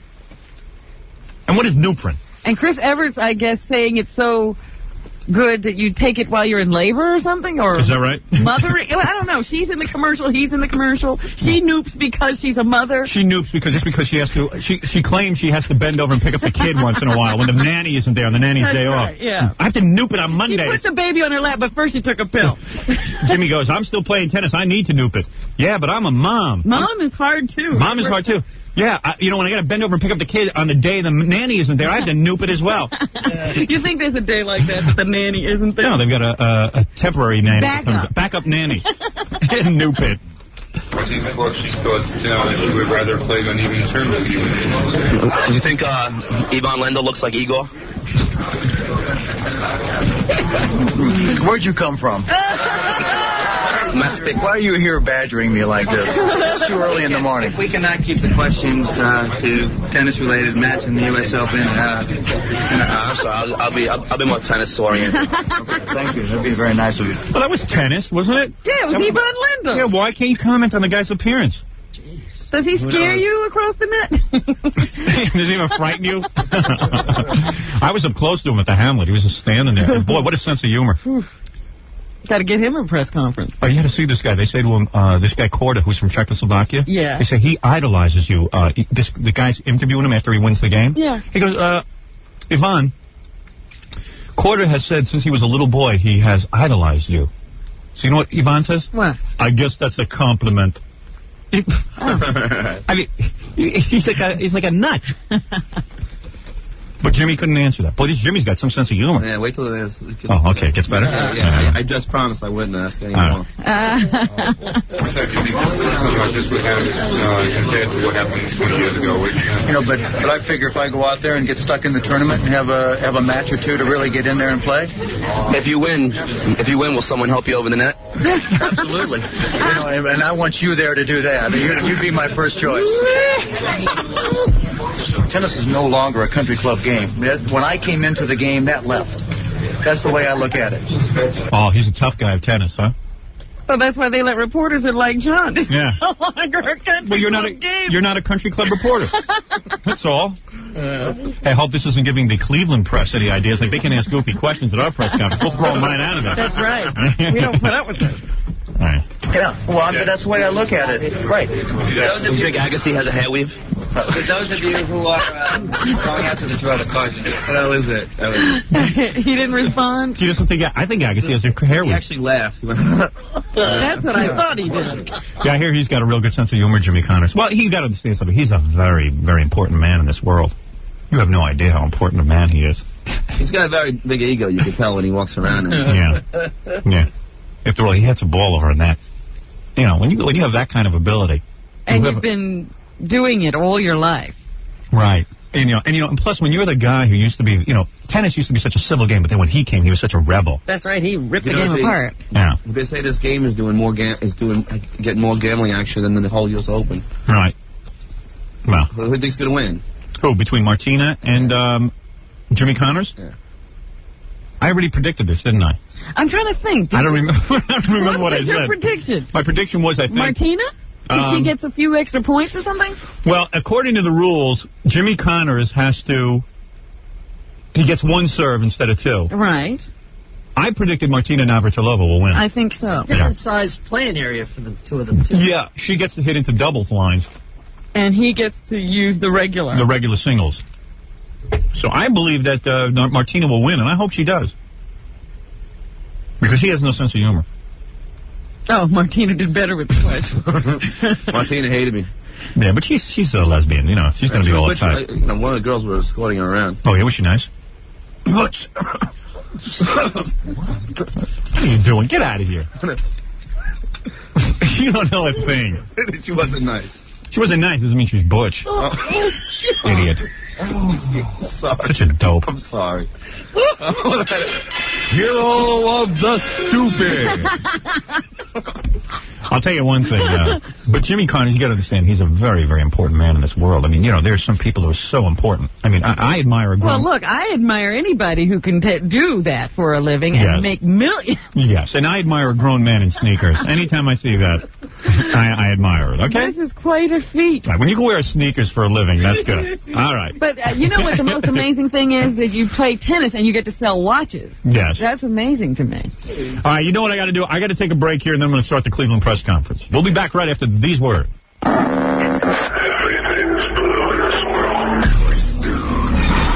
Nobody can complain. If you do not like it, turn them up.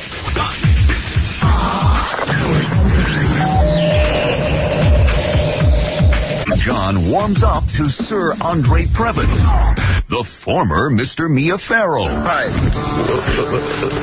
Who are you? Go and find out and come back. Are you Sir Andre Previn? Yes. Oh, can I ask you a question? I have some questions for you, please. I'm sorry, sir. Yeah. WXRK Radio, we're big fans of you guys. Thank you very much. Let me ask you a question. Come on. Why is everyone so afraid to badmouth that cradle robber, Woody Allen? Oh, get away from me, you and your jerky questions, you bloody fool. Thank you. Thank you, sir. Jesus, he's a party. You're listening to a man who makes Sir Andre look downright jolly. Howard Stern. I am really rolling along here this morning. Show is just rolling. And there's nonstop action now with Stuttering John. Stuttering John, Robin. Yes, he's here. King of the interns. Everybody's favorite. King of the interns. Now, let me see what happened with Reggie Jackson. Now, where was he signing autographs? At Madison Square Garden. Yeah. I try to get the TV show to go along. I mean, I hate to keep pointing up negative things, but I think people like to know what's going on behind the scenes. I know Robin and Fred do, so. Jackie never likes to hear me complain about it. And it was real smooth too, I just had to schmooze a little bit and right in there. And you were right in there with Reggie. Yeah. Even though you were spotted by some of the papers. Well, your stuttering is real bad today. I'll bet you. And you're in here coughing and hacking up stuff. I mean, you must have had, like, no sleep. I have insomnia. I haven't been able to sleep in the last week. You have insomnia? Yeah, I've been... What could be on his mind? Got songs in my head, man. I A lot of songs. I Is can't that get right? Yeah. So why don't you write them down? No. Let me hear one of the songs that's in your head. I would like you to play. What's in there song. right now? Well, no, it's songs from other bands I've been having, and my own, but I've been having a whole bunch. Oh, in other words, not songs that you can write. I have my own songs, then I go back to another song. Let me hear what's in your head. What songs are in your head? What, am I going to start singing to you? No, what songs? Tell me the names of the songs that are in your head. I had a song from this band Taiketo in my head the last couple of days. I can't get it out of my head. Right. And I have my own song that I wrote, which I can't. What is that called? I should premiere it on here. A song called Get It Together. Go get a guitar and let me hear what is in your head. I can't sing right now. No, you could hum it a little bit. No, Go ahead. You're a performer. Let me see you perform. Get a guitar. Get a guitar. I want to hear the song that's keeping you up at night. I want to hear the song that's keeping you up at night. When he said that he had songs in his head, I really thought it was melodies that he was Yeah, I working do. on. I have this Not song. other I have people's music. This is my next hit. This song, Get It Together. Next hit? You have had one hit. Yeah. What are you talking next? All right, go ahead. Go get your guitar. Quickly grab it. Quickly grab it. Come on. Quickly. Quickly grab it. I'm not John. I'm not vocally up to par. I don't want vocal. Play the tune then on your guitar. You mean now you can't play the guitar? I can play the guitar, but, all right, you want me to go do it? I'll get it. Go get it. Here we go. I want to hear it. There it is. Gandhi, to bring me a pick? Freddie has a pick. I love these guys. They're all guitarists, but you tell them to play and they can't do it. Let me hear the song that's in your head.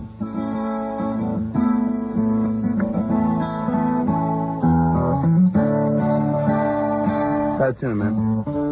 Oh, please. Just... King of the Intern. Actually, King of the Tuners. This is the song that's in your head? Yeah. But I won't be able to sing it. This isn't tuned down. So, I can't That's sing it? That's the song? But when you hear this, it's a great vocal line, man. But this ain't tuned down. No, give me that guitar for a second. Yeah, give me that guitar. Give me the guitar. Give me some echo. Here's one. No, I don't want that song. It's my own. I want to hear the song that kept you up at night. The Taiketo song? Yeah, no, I want to hear the song that was in your head. Your original song that was in your head that kept you up. This is the one, but Let me hear it again. Let me hear it again. Let me hear it again, I said. I want to hear it again.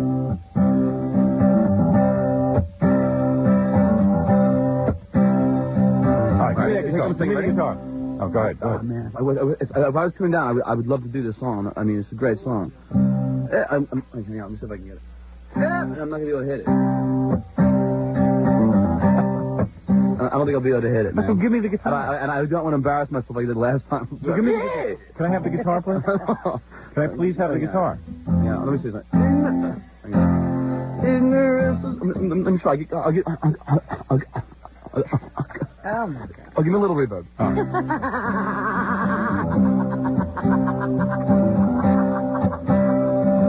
See if I can hit it.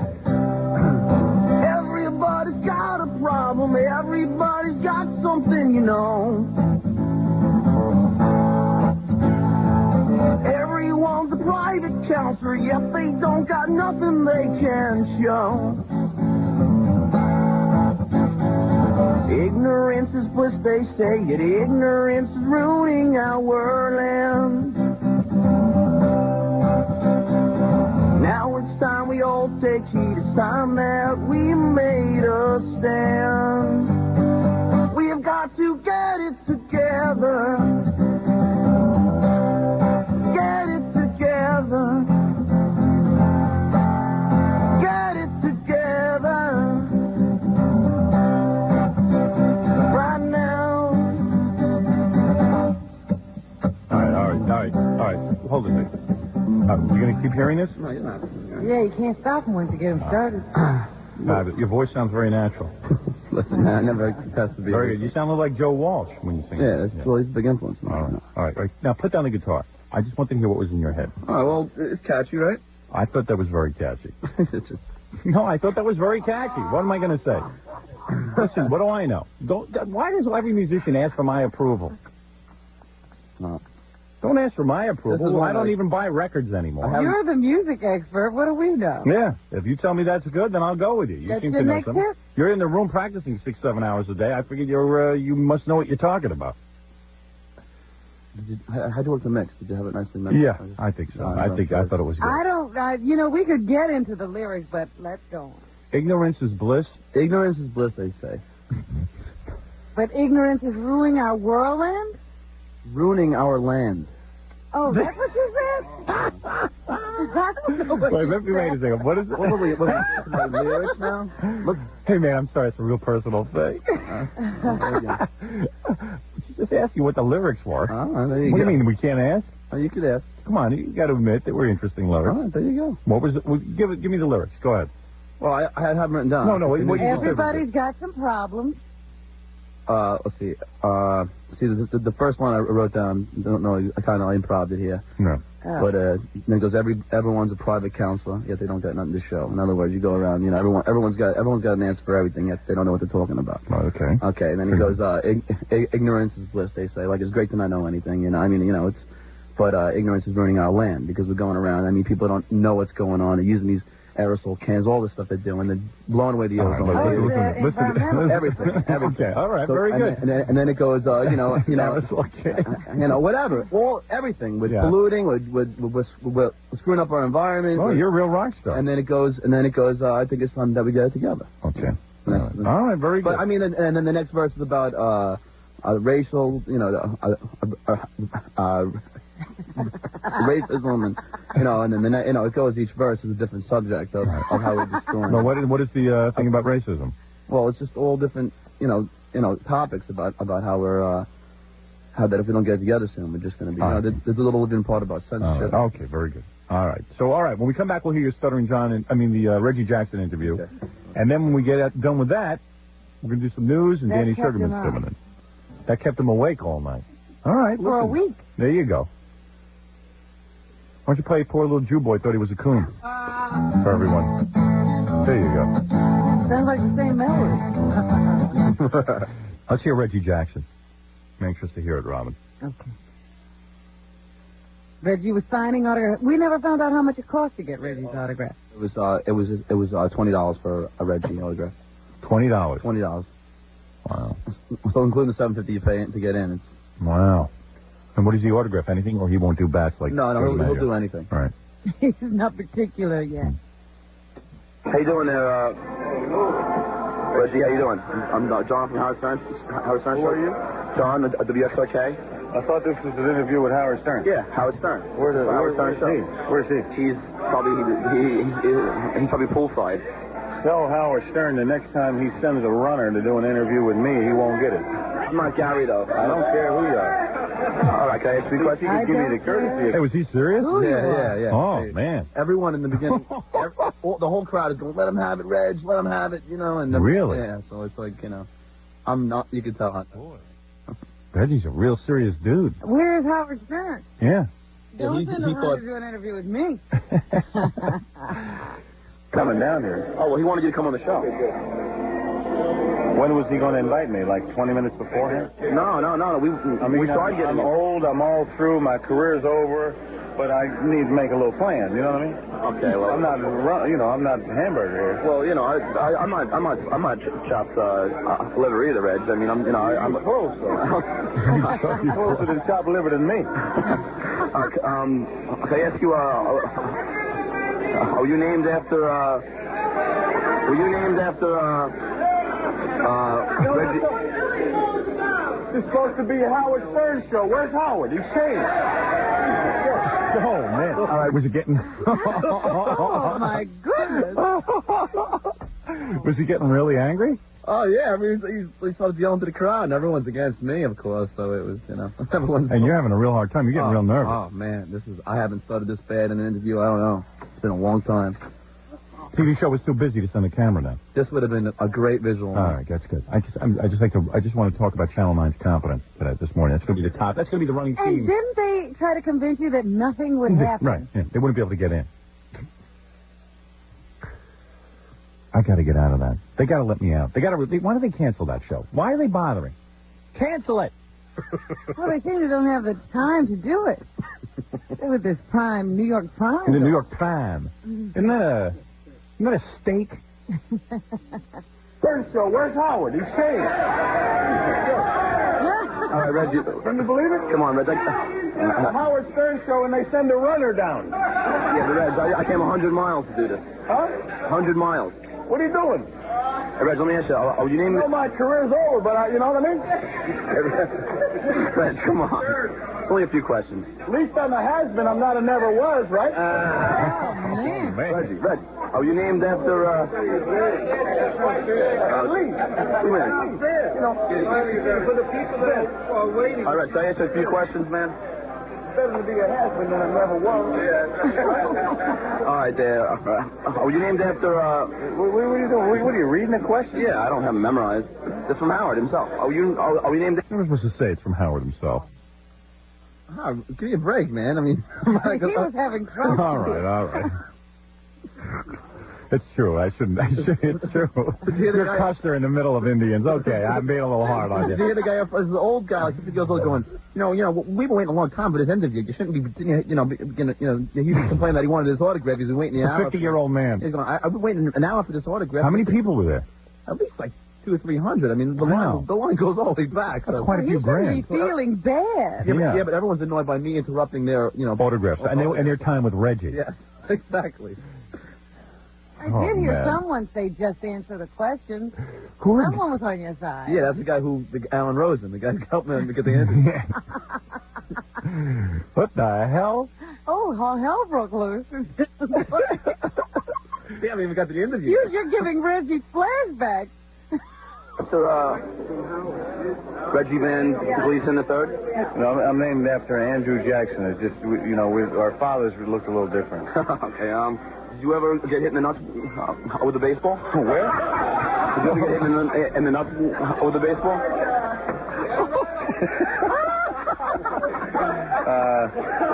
I don't think I did. Okay, did any, Are you nervous? Yes. Did any, Keep shaking your lips. I know. Did any, He hasn't figured out that you're a stutterer. No. Because your lip really, Oh, man. Must have been a good visual. I'm getting to that facial distortion. Must have been a real good visual going on there. Oh, boss. His whole face goes into like a seizure. Yes, you get into a seizure, I did that Animal House horse thing where I go with my whole mouth like locks up. Yeah, facial lock, that's called. You smack the back of your head. Yeah, somebody will hit you and help you out. Yeah. So I'm a big Yankee fan. So, All right, take it easy. Well, Reggie was next October. Did any, how do you say, Relax. Spell it for me, Did any women ever flash their boobs in the stands? Oh, all the time. Really? Oh, absolutely. Geesh or what? What's that? Do you believe? No, seriously, all the time. They would follow alongside the bus and flash everything. Really? Do you believe the stories about Merv? Merv who? Merv Griffin. What are the stories about? No, that he's gay and stuff.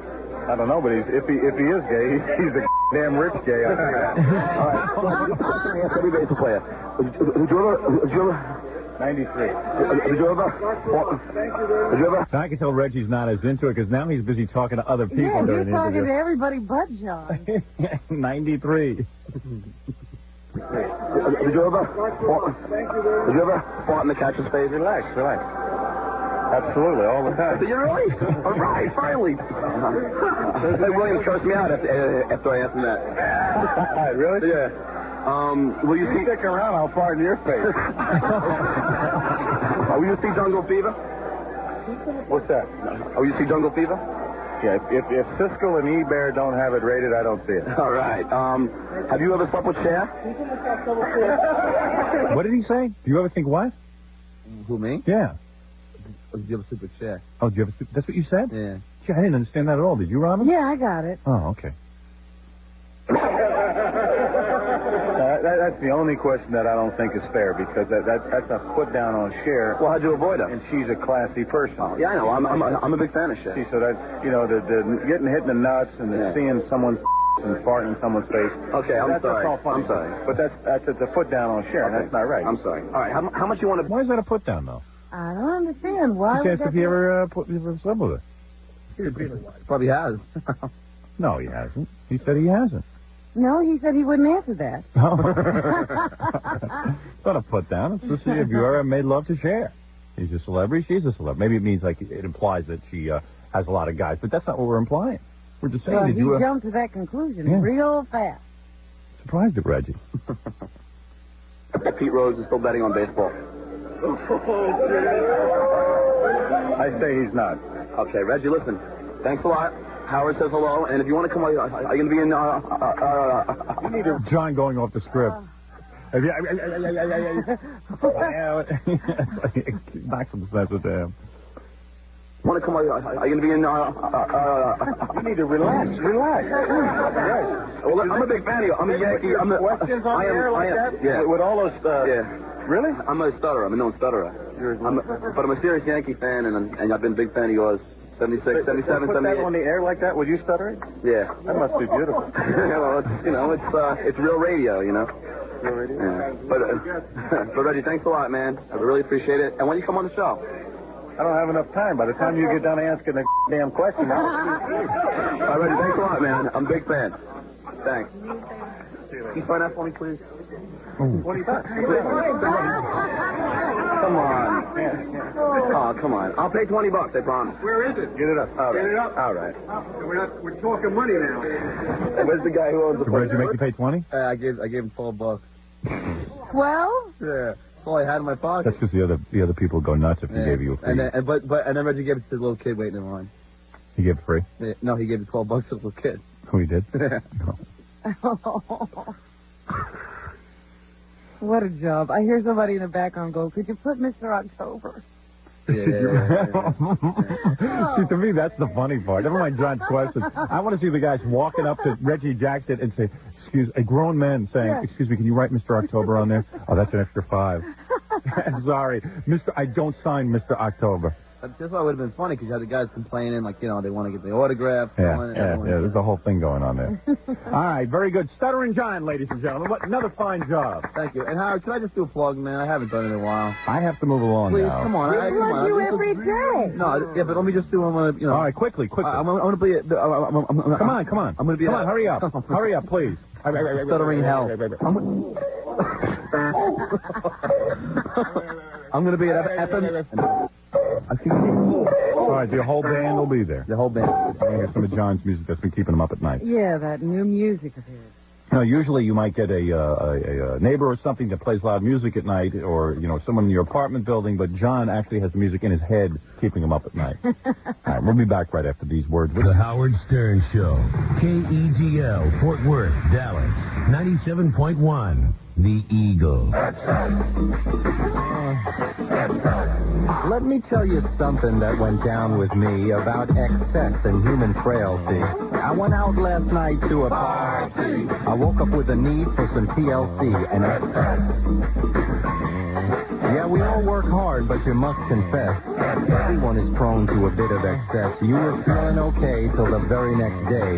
Your head arrived, it was DOA. Whether you have wine before the Super Bowl, beer during it, or champagne afterwards, sometimes you drink more than you should. To intercept and relieve the headache, upset stomach, and fatigue of a hangover, take new Excess Liquid before bed. For most people, that's all it takes to wake up feeling human. Of course, if you really overdo it or drink and drive, even excess can't help. If you go full throttle, check the letters on the bottle. Put Excess in your medicine cabinet before you need it. You can't buy a more effective hangover relief medicine. Get Excess at all Eckerd drugstores. Good morning, I'm Pamela Steele. Well, Cowboys fans, we're down to it. The last day to qualify for one of 4 trips to Super Bowl 27. We're going to give the trips away tomorrow. Today, I can get you qualified. I'll give you the 5 Super Bowl songs I'm going to play on my show today, right after Howard Stern. When you hear any of those songs, be caller number 27 at 787-1971. We'll put you in the drawing, and we'll give you one of our new Eagle sweatshirts. I'll tell you the songs right after Howard. Also, at lunch today, it's Double Shot Request at Lunch brought to you by the Guitar Center with 2 locations in Dallas and in Arlington. So give us a call with your 2 songs you want to hear. Right after Howard on 97.1 The Eagle. You're listening to The Howard Stern Show on 97.1 The Eagle. You just didn't. Robin back from the can. I was not in the can. Where were you? Trying to take care of your staff. What do they do now? Oh, they're all out there in a tizzy. What is a tizzy? What'd you do? John has like a major problem going on. What is his problem? Stuttering John? Yeah. What is his problem? I don't know what his problems are. I said either John, get in here. he wants to talk to you or don't talk to you. Just leave me alone while I'm Get doing in the here. show. Is he bothering you with that? Get in here. Get in here, you nincompoop. So he corralled you out in the hall? Well, he's been looking at me with little doe eyes all day. Oh, he's got a problem. Like he's going to cry. So I said, what the heck is going on? Yeah. Listen, you're supposed to be doing the show in here. She's out in the hall doing a better show. I think you give more sometimes out in the hall than you do in here. Oh, well, if you would get a sane staff, I wouldn't have this. John, get in here. Now he's not going to talk to you. Where is he? Drag him in here, Jaggy. Yeah, hilarious. What is your problem? Why are you bothering my people? Hero of the stupid. It's just a very difficult situation right now for me.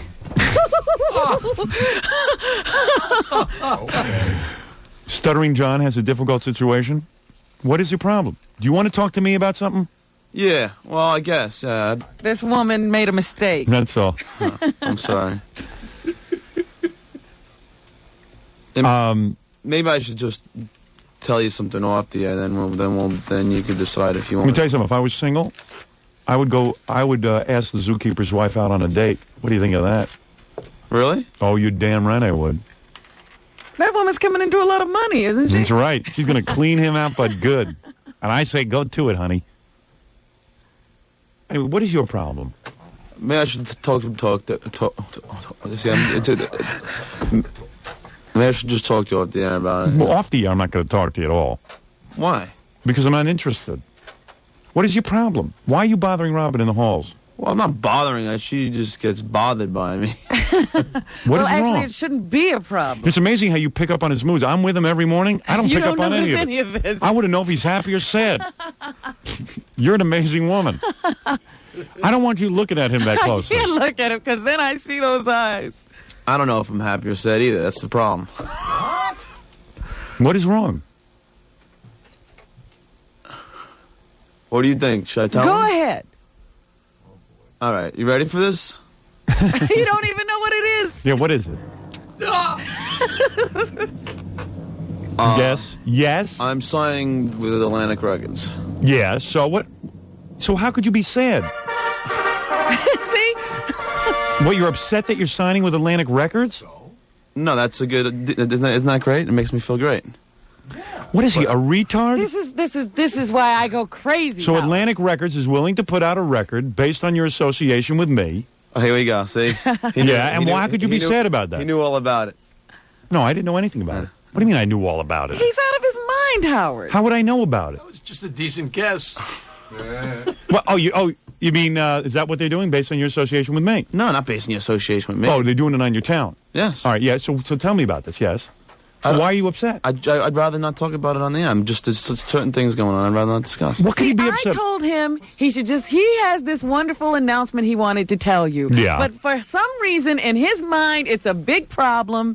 And so he can't get to, gee, Howard, look, I got a record contract without thinking of all these Why 10 would that million be? problems. Why would that be It's a problem? great. I'm ecstatic. I'm excited about it. You don't Yeah, understand. so what's the problem? I've been going 6 months with this. John, the fact that you haven't gotten a record contract 2 years ago based on your association with me is amazing. You must be the biggest nincompoop in the world. Actually, You'll get more exposure than anybody. Yeah, so tell me what the problem is. Well, I didn't go. Apparently, Robin, should I say this? I don't even know. No, I don't. You know what? See, this is what I told you. I said to come in and make an announcement. All right, look. well, this is my- You can never do that. Here's what I want to do. Yeah. Don't bother me about anything. All right, you got it. Ever. You got it. Go do a record, and good luck to you. What is it? He's got problems? How could He's you have a always problem? got because he can't get anything straight. Just go on. If I was you, I'd concentrate on making a good record. I am. Because I can't sell the record for you. You know I don't that. want you to. It's got to be good. It's going to be good. These the record people sucks. apparently appreciate what you do, right? It's yes. It's great. So what's the music. problem It's here? great music. And why does everybody know about this but me? So I want to surprise you. No, don't surprise me ever again. I thought it would be good for today. Gary, did you know about this? I just found out about it a couple days ago. A couple of days ago, and I don't know about it. John didn't tell me. I found out because I heard a rumor. And then I asked John about it. I found out from somebody. John didn't want to tell anybody. And then I said, John, I heard this. I was rumor. trying to What's keep it going on? secret. So then what is your problem? I was trying to keep. How could you have a problem about signing a No, record? I don't have a problem. What John should be talking about is how he was over at Atlantic yesterday because I went with him, and how the chairman of the company, the chairman of Atlantic Records, came in and Who sat is there that? with John. Who's that? His name is Doug Morris. He's co-chairman with Amit. Yeah, Amit Ertegun. Yeah. And how he came in and talked about what a big fan he is of John's and how psyched he was, and how Tunja Aram came in and how they opened up champagne and had a big party for signing John. How excited they were to have him. That's what he was supposed to come in here and say, but he can't do that. Let me tell you something. Number one, when you get a record contract due to my good graces, you tell me. You come and you tell me. I want to tell you on the air, though. I thought you would like to do that. Fine, you can tell me on the air. That's what I was. And don't go moping around here because you got a record contract. I'm not moping. Are you retarded? No, I'm very ecstatic. I'm very happy about it. You don't stop saying ecstatic. I'm sorry. I'm very ecstatic. You know, see, I thought you'd be happy for me, but that's why... I am always happy for anybody who works with me and does well. Do you understand that? Uh-huh. I think Robin, who is closest to me, will tell you that. Haven't I told you that? Yes. Why would I be unhappy for you? I didn't think you would be unhappy. Are you a nut? Yes. Yes. Why would I be unhappy about it? I don't know. I just... What do you think? I'm afraid of losing you? No. Now you're locked in. If you leave, Atlantic will throw you right out the door. His success is dependent on... Exactly. I would never leave you. That's right. So what is his problem? What's the missing piece of the puzzle? I don't know. Don't worry about it. It'll never be... It's John. It's That's just what it is. But, John should even tell you... I didn't know if I wanted to tell you today or wait till you to the vacation till you got back on Monday. John, why is it such a heavy thing to tell me? I didn't want you to find out before. I was afraid you would find because Gary found out by accident. Why does everybody afraid of me finding out? Why wouldn't you just? Why would I not be? Did I not make phone calls trying to get record guys to listen to your music? I agree. So why would you? Why would you think? What is the matter with you? What kind of brains do you have? I got a lot of brains. You're still dopey. No, I'm not. No, you're dopey. You're a dopey guy. All right, well, you got to know that about yourself, that you're stupid. Well, I guess I am. I'm glad you finally realized that. Why would somebody hide that from me? What am I going to do about it? Nothing. I just wanted to tell you. Are you afraid I'm going to do something to you? No. What was your fear? It was just I just didn't know when I should tell you. I didn't know when. What? You think it's so mind blowing that you got a record contract? I couldn't imagine that someone didn't sign you years ago. Not because you got any talent, but because of me. I have plenty of talent. That's the whole point. It was. I showed. Atlantic Records can't get me to do a record, so they got to get somebody to do something. What is it? It's just really funny. I mean, yesterday when they signed John, they had the chairman of the company, and they brought John into the guy's office. Yeah. And he's got this big grand piano, and they took all these pictures with John and the A&R guy. It was this is like a big deal. Right. They took pictures with John like it was Jagger or something. Right. It was great. I mean, I went and showcased. So there you go. Did you tell your parents? Yeah. Are they excited? Yes, I called them last night. They didn't know about it either. I didn't even tell my parents. I didn't want to jinx anything. I'm very superstitious. So you got it. So what are you nervous about? All right, get out of here. Just get out of here, please. You're stupid. You're dumb, and you're bothering Robin in the hall. I'm not stupid. I'm really not I'm busy stupid. in here doing a show. I'm waiting for Robin to show up and do the news. And he's got me a closed-door session. But what's his problem? And He doesn't know what to do about anything. What don't you know what to do? Go and record the album. I'm going to record the album. Don't worry about it. It's going to be great. I know what your problem is. The losers that you're with, do you dump them or you keep them? Is that your problem? No, that's already been... all right, good. Get out of here, yeah. All right. I know exactly your problem. Now you got signed. Now you're going to go looking for a band. I know. I got this guy all figured out. You don't have to tell me anything. The president of Atlantic and his sons, Doug Morris and Walter... What I would do if I was you, write the stupid songs that you have, and let them bring in session musicians to record with you. That's what I would do. Be a solo artist. No, they actually really like my songs. Just... you played that one song called "Love on the Air," and I got calls from a whole bunch of different record companies. And then after that, and by the way, to my friends Pig Vomit, the band out in the Bronx, I heard you just leapt off a lid. I heard you went right over the side of the mountain. About 5,000 bands. Climbing a bridge now. About 5,000 bands applying for internships here now. They're bungee jumping without the cord. Right. Can I tell you something? After John took those pictures and did his whole thing, they brought him down the hall. Yeah. And they got, listen, you have to tell you this, they got all the marketing people at Atlantic. I'm talking about they crammed 20 people into a room. Yeah. And John had to get up like it was his high school book report. Yeah. And explain what he's all about. And they were already nobody taped that. And wait a second, and they were already hurling. That's the album. See, that's what they're keeping from us. And they're already we don't know about those dopes at Atlantic wouldn't know what to do. In between music cuts, you play that. John explaining what he's all about, but they missed it. But wait, there 20 people in this room, and they were already like throwing out ideas. You know, just brainstorming about how they're going to market John. Like they're already ready to go with him. Jesus. My buddy D. Snyder's at the Briar Patch tomorrow, and Stuttering John over at Atlantic Records. It's his time, huh? There you go. Well, it's his time to rise. John? I'm going to put out a great record. What you got to do now is... And I just want to say that I thank you very much. Yeah, well, you're welcome, Really Porky. Porky Pig, ladies and gentlemen. He is earning that album deal with every He sure is. Listen, we're only happy for you on this show. You know that. I just We like you. Sometimes I don't do things in the right way, and I'm afraid. How about never? Make sure you handle yourself the right way. Oh, I will. How about never? You never have handled yourself in the right Come to me way. before you do anything from now on. Yeah. I did. No, you didn't. Well, very good. I'm very proud of you. So I just didn't know when I should tell you. It was either tell you today or wait till when you get back from vacation. And then I was afraid that how Gary found out through by accident, you'd find out. Then it wouldn't be a surprise. So when Gary got up at Atlantic, did he stutter the whole? I mean, not Gary. When John got up at Atlantic, did he stutter the whole time? Not so bad. Not like he's doing now. And then a couple of the guys started accusing him, faking it. No. As soon as they do that, then I just concentrate so hard to not stutter, and then I stutter. Right. Yeah. Well, there you go. Yeah, thank you for making that announcement here. What a fabulous announcement. Well, when will the album be out? Well, we're going to start the next 2 weeks now. I'll be recording a whole bunch of new songs, and then we're going to, we'll choose the best selections for the record. They were throwing around some names yesterday for potential producers because albums now. In the old days, I know who John threw out. I want Mutt Lang. No. In the old days, one guy would produce a record. Now the cool thing is you get like nine producers, and they were throwing out some names that were pretty big. Yeah, like who?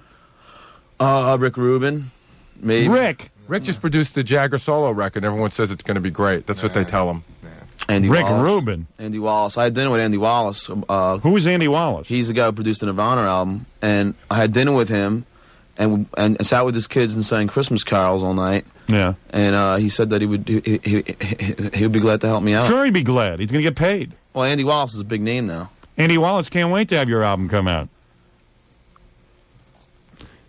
I was going to ask. I don't. By the way, Robin. Yes. Now that the announcement is out, this big announcement. Yeah. I don't want to be bothered about this at all. Good. You're not going to be bothered. I don't want to be bothered. So I guess asking you to shoot the videos out of the right. question. That's right. Goodbye. Good night. Go get Andy Wallace to shoot it. All right. That's it. You're done, rock star. Now you got it. Now this will be a test of your talent. Exactly. There's no way I can make a hit song for you. You don't have to. You've got to go make the hit song. I'm all prepared. I don't care. It's just like me. I'm making a movie. It's still got to be a good movie. It's got to be good. That? Yeah, I understand.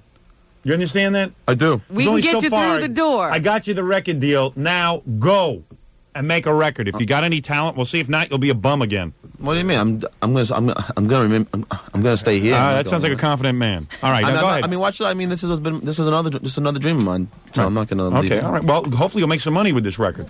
Hopefully so that you can continue to work free here. That's fine though. Yeah, okay. I will. This poor guy's whole career is tied into this whole show. He'll be Madonna as big as that, and he'll still be working here. I will. I'll still be. I love it. I really enjoy what I do. Like last night, I went to into the Ritz, totally smuggled my way in. Right. Got right next to George Michael. I mean, they would total. It's fun. It's like detective work. Right. Okay. All right. And what about that lawyer who wouldn't talk to you? Now I bet she's talking to you. Michael Guido. Is he talking to you now? Guido. All right, very good, John. Okay, Atlantic Records recording star John Melendez. Yes, whatever his name is. There it is, the future Bon Jovi. What's the name of the album? Let's Rock. I was thinking about calling. I don't know. You better name that album Howard Stern if you want to sell any copies. All right, get out of here. I'm just going to call it Stuttering John. Why can't I get rid of you? Because I love you. Stuttering John. Stuttering Fool. There you go. I want to thank Atlantic Records for thank God maybe giving this guy a career, getting him out of here. Can I thank a couple people? No. Is it going to be the same people Gary thanked from his wedding? I get lectured for 3 hours? I like to really thank Craig Kalman, who's the vice president of Atlantic over there. He's the one who discovered me. And and heard my tape. And, well, I mean, he's the one who dug my music, came to my showcase. Yeah. And did they give you upfront money? Yeah. Oh, you got a whole deal. Yeah. Okay, very good. All right after the showcase, he came up to me and he said, "John, consider yourself signed," and that was about 4 months ago. Wow, isn't that exciting? That's a beautiful thing. Fred, how does that make you feel? I'm proud of him. Are you proud of him? I really am. That's very good, John. Okay, John, can I get rid of you now? I want to do the news. Can we Get do out a of here. show now? Can I do a show? Yeah. What else do you want me to do? I just want to thank you and everybody. All right, you thanked me. Now get out of here. I can't stay at least until the commercial. All right, take a commercial, then we'll come back and do the news. I had a phone meeting with Gary yesterday, and Gary said, "Hey, well, maybe Fred could do." I said, "No more for Fred. Wow. Fred can only do so much." He was going to assign something to Fred. I said, "No, I can't have that. Fred will be overloaded. I don't think he can handle it." Really? Yeah. What was it? I don't know. It was something very simple. It's like Stuttering John. Stuttering John, once a week, I asked him to, I said, "Now listen, I'm going to give you a job to do. If you can't do it, don't take it. Say it now. No, I can do it." He said, "Give me the top 5 songs of the week." So I just turned over and I looked I said, "Okay, I'll do that next." It's not there. I'm looking at the date, June 24th. So I said, "John, come in here. Where are the top 5 songs?" Today. So I said, "Today, does that mean like in 5 minutes or like after the show?" After the show. I said, "Well, what good are you to me? I mean, what are you to me?" He goes, "Well, I'm really so sorry." I said, "No, sorry's not good enough. I needed it now." Why don't you take the job away from him? I will. Gary, can you now assign that to someone else like Benji, who's competent? This is the 3rd or 4th time he screwed it up. Yeah. It's Don. I'm having this conversation with John. He's been telling me how it's been going great except for today. Yeah, well, great. It went great for a week. Yeah. You know what? Just give it to Ben. John wonders why he didn't become associate producer. I mean, there's your answer. Because he's John. Because he's John. I mean, no offense. Who would give him a real job? I go, "Well, where is it?" "Oh, today." I said, "Oh, so you'll have it for me in a few minutes?" No. I'll get the list today. I said, "It's in any Billboard magazine." It wasn't a top 5 last week. No. That's what I said to him. Why didn't you have it on Monday? You should have had it Monday. Yeah. Today's Wednesday. Yeah. I don't know, man. John, you wonder why you're not the associate producer? When it came down to it, I just said the guy can't handle it. He's incompetent. He'll sometimes tell me he can do Gary's job. Yeah, well, I don't think so. Gary can barely do it. Let alone John. And John is his right-hand man. Right. Oh, man. Anytime you have a question about your status on the show, look in the mirror. You'll see the reason. I mean, really, the guy's just a mess up. It's going great. I just had a conversation with John, and it goes around in circles. And I'm not, John, I'm not taking a shot at you, but it just goes around in circles because he speaks to our music director, this guy Mike, right? So because I spoke to Mike yesterday, Mike said he would have it ready, and I explained to John, it's not Mike's job. Yeah. And Mike doesn't care. It's not, Yeah, Mike isn't here. He's not accountable. Yeah, Mike's not accountable. So John was trying to it's always someone else's fault. And then John goes, "Well, new chart comes out on Wednesdays," and I said, "John, what about last week's chart?" When you leave on Tuesday, right? When you leave on Tuesday, before you go, he goes, "Mike said he would have it ready." I said, "If it were me, because I know how you could be with me, if it were me, I would say, if I have to go to the store and buy the top 5 records, I'm not leaving on Tuesday till it's ready." You should just go on the internet. Right, look up the Billboard. No, he has the list. He doesn't have. He's waiting for Mike to pull the music. Right, he knows the song. Is that what it is? I have a Billboard is bookmarked on my internet site, so that's easy. Well, I don't know what he's doing. And just get him off it. And right? Yeah, and it only changes like 1 or 2 records per week. You know, they stay right. I know it's the same songs. Yeah, so John, he doesn't have to pull new music all the time. John has trouble doing one thing at the same time. So let's take that out of his hands. And the only reason I'm riding John a little bit on this is because for this particular thing that we're talking about, this is probably the 3rd time we're doing this rap. I know, yeah. It's just annoying. It's just he's annoying. I find him very annoying. But what I love about him is whenever you say, "John, you didn't do it," well, it's somebody else's fault. Well, Mike. I have to pass the buck. Because you know what I used to have these funny conversations with John about that was really funny? Yeah. John would be late a lot, right? Right. So what he would do was he'd be late, and I'd sit him down, and he would go, "I'm hardly ever late." I go, you've been late like 3 times in the last 3 months. Hardly late. I go, well, that's a lot to me. Right. So then what John would do is he would come in on time for 2 weeks in a row. Right. And he would come by my desk and he would go, haven't been late in 2 weeks. And I would go, John, brag to me when you haven't been late in 2 years. Right. Yeah. Because, the next day he's going to be late. And that was the whole thing. After, inevitably, within a week after he bragged, he would be late. Yeah. Right. And it was fog in the LIE. I woke up late. Right. I set my alarm. Yeah, I mean, he's blackout last how night. can you rely on him? Let me ask Jackie something. Did he leave John again yesterday? You left him here? No, I didn't. Oh. Because Why? John sometimes misses his ride home. Oh. I left my bag in the hall so numbnuts would see it and realize I didn't leave. But He's running through the halls. Did Jackie leave me again? I would have, but I just... Jackie leave yet? It's great because I picked him up yesterday, and I come in like, I don't know, 5 minutes later than him, but he's supposed to be here, Yeah. But he said at the last minute, he says, pick me up tomorrow. I said, okay. And as we came up, I guess Gary was just letting somebody in, so he was holding the door as we're coming through the lobby, and I was behind John, and John went past Gary and goes, my car's getting fixed. I had to ride with Jackie. And Gary's eyes did one of those Three Stooges' eyes roll around. Yeah. I'll tell you what, because it still sort of annoys me. John's supposed to be in at 5:45. So yesterday he walked in at 5:06, as he did today, because he had to ride with Jackie, which is fine. Give me a call. Let me know. I'll get somebody else on the computer to get things started. Right. But he doesn't let me know. All he has to do is call the night before or from the road or Lotus Note me. Yeah. That's why we have anything. Look, I look at Lotus Notes first thing in the morning. It should say I should get a note from John. And where is John? Is he hiding? Well, he must be, because he must know he's wrong, because if he was right, he'd be in here defending himself. Right. He has no defense. But he should send me a note that says... We already did it for him. He should send me a note that says, my car's in the shop, I'll be in at 5:55 tomorrow. And then I know what to do. I can, You can make arrangements. Yeah. Wow. Like tomorrow, John, will you be in at 5:45 or at 5:06? Who knows? I don't think he knows. I'll see. I have to tell you, though, Howard, John took a beating on Best Of. The funniest radio I ever heard. Really? John and Stuttering Vic. Yeah. Oh, you tormented him. I know. That was great. So funny. He was on a ledge for about a month. Hey, John. Let me just say one thing. Yeah. No, seriously, man. I know everything turns into a bit, but, dude, I give you one little job to do. You can't even do it. Don't give me one little job. Yeah. Go do a lot of we jobs. took it out of your hands. It's fine. Yeah. Now you're relieved. We're on vacation. No, we were on vacation, so when I got back, right.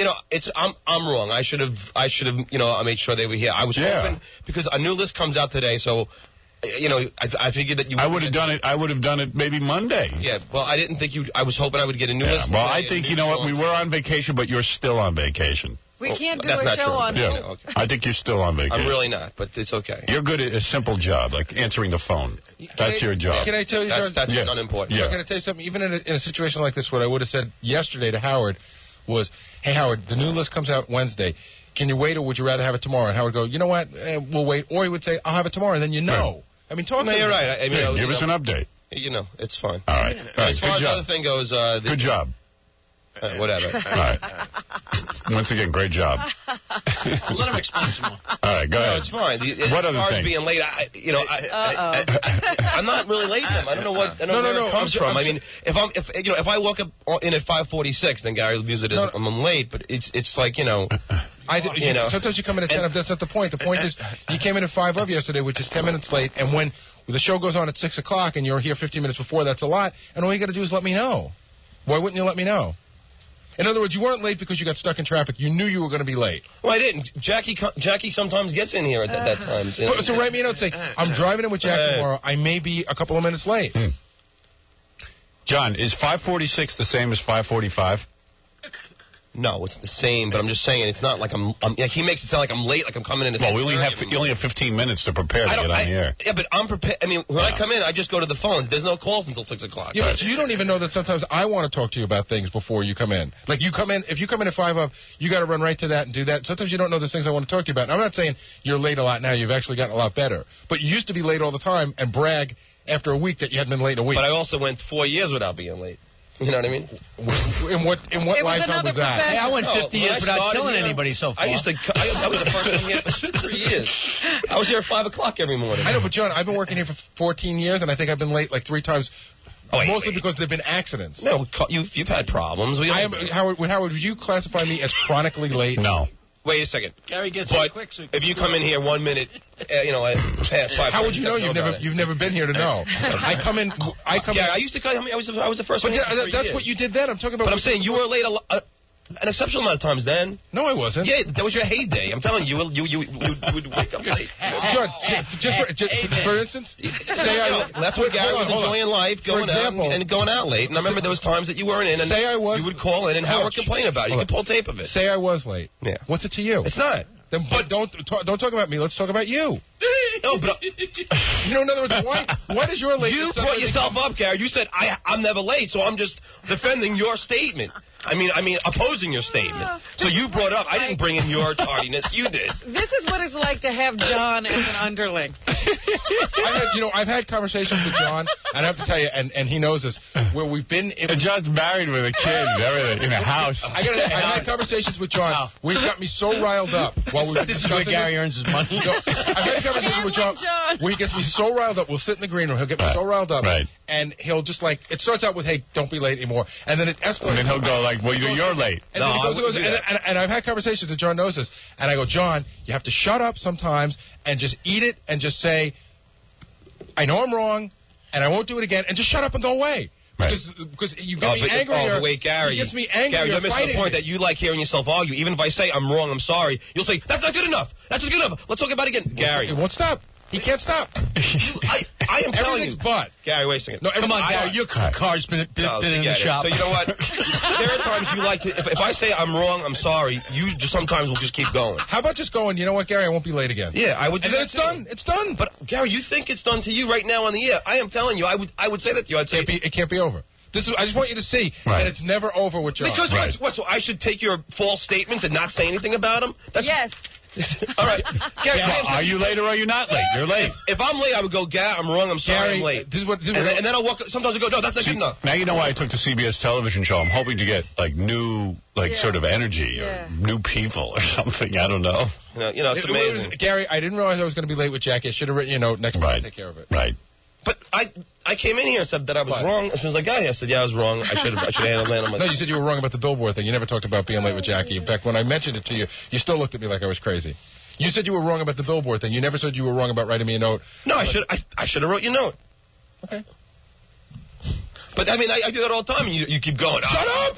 You just said I was wrong. I know, but I'm saying a word. Just shut up. The past. Sometimes I'll say I'm wrong, and you'll go, "That's not good enough. Let's talk about it more." And you yell, and then I'm John, just it's not the past. It's now. It's this situation. Right. You said it. Let it go. On this situation, we'll let it go. Oh, it makes me nuts. Order in the court. The monkey wants to speak. No, it's not that. I'm just saying. All right, tell you what, Gary. If I'm wrong, I'm just going to say I'm wrong. I'll never happen again. I'm sorry. And then we'll see if like that'll end it. If it ends it, then it'll end it. But I'm saying it won't. I'm saying that you'll keep going. Has it ever occurred to you to try not being wrong? Why are you including my history? I'm trying to support your statement. I'm trying to refute you. No, wait. He's planning on being wrong again and saying how I'm going to handle it. No, I'm just... Yes, you are. No, I'm not. I would love it for All right, so John, you're going to get... You're no longer in charge of the record. You're no longer... It's been going good for the last few months. No, it hasn't. Yes, it has. No. Yes, Robin, you're so wrong. It's been going You are no longer in charge. Of anything.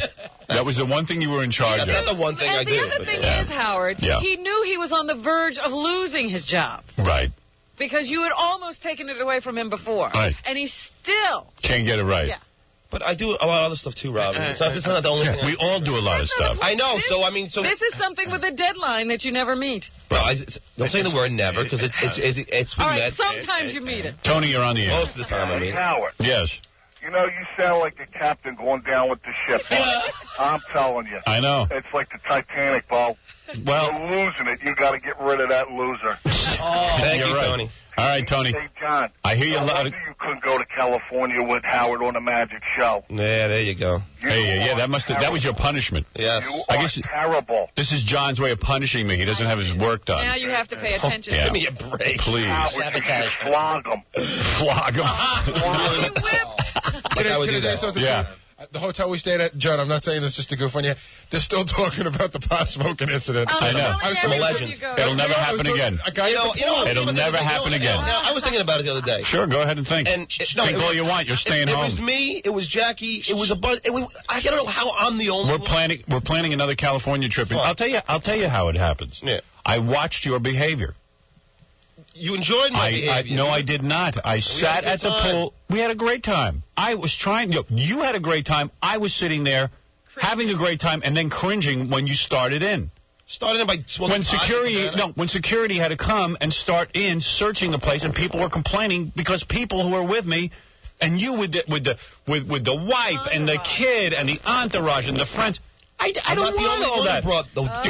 From now on, you don't have to. But I just don't know why I'm singled out as the only guy. John, you're the worst abuser of it. Like I've ever abused. You're the worst abuser of it. You're not Jackie. You keep putting yourself up with Jackie. I'm not putting myself. I'm just saying. You're not Jackie. Jackie's a writer on the show. I treat him differently than you. That's true. You still can't hear that it doesn't matter. He's not talking to Jackie. He's talking to you.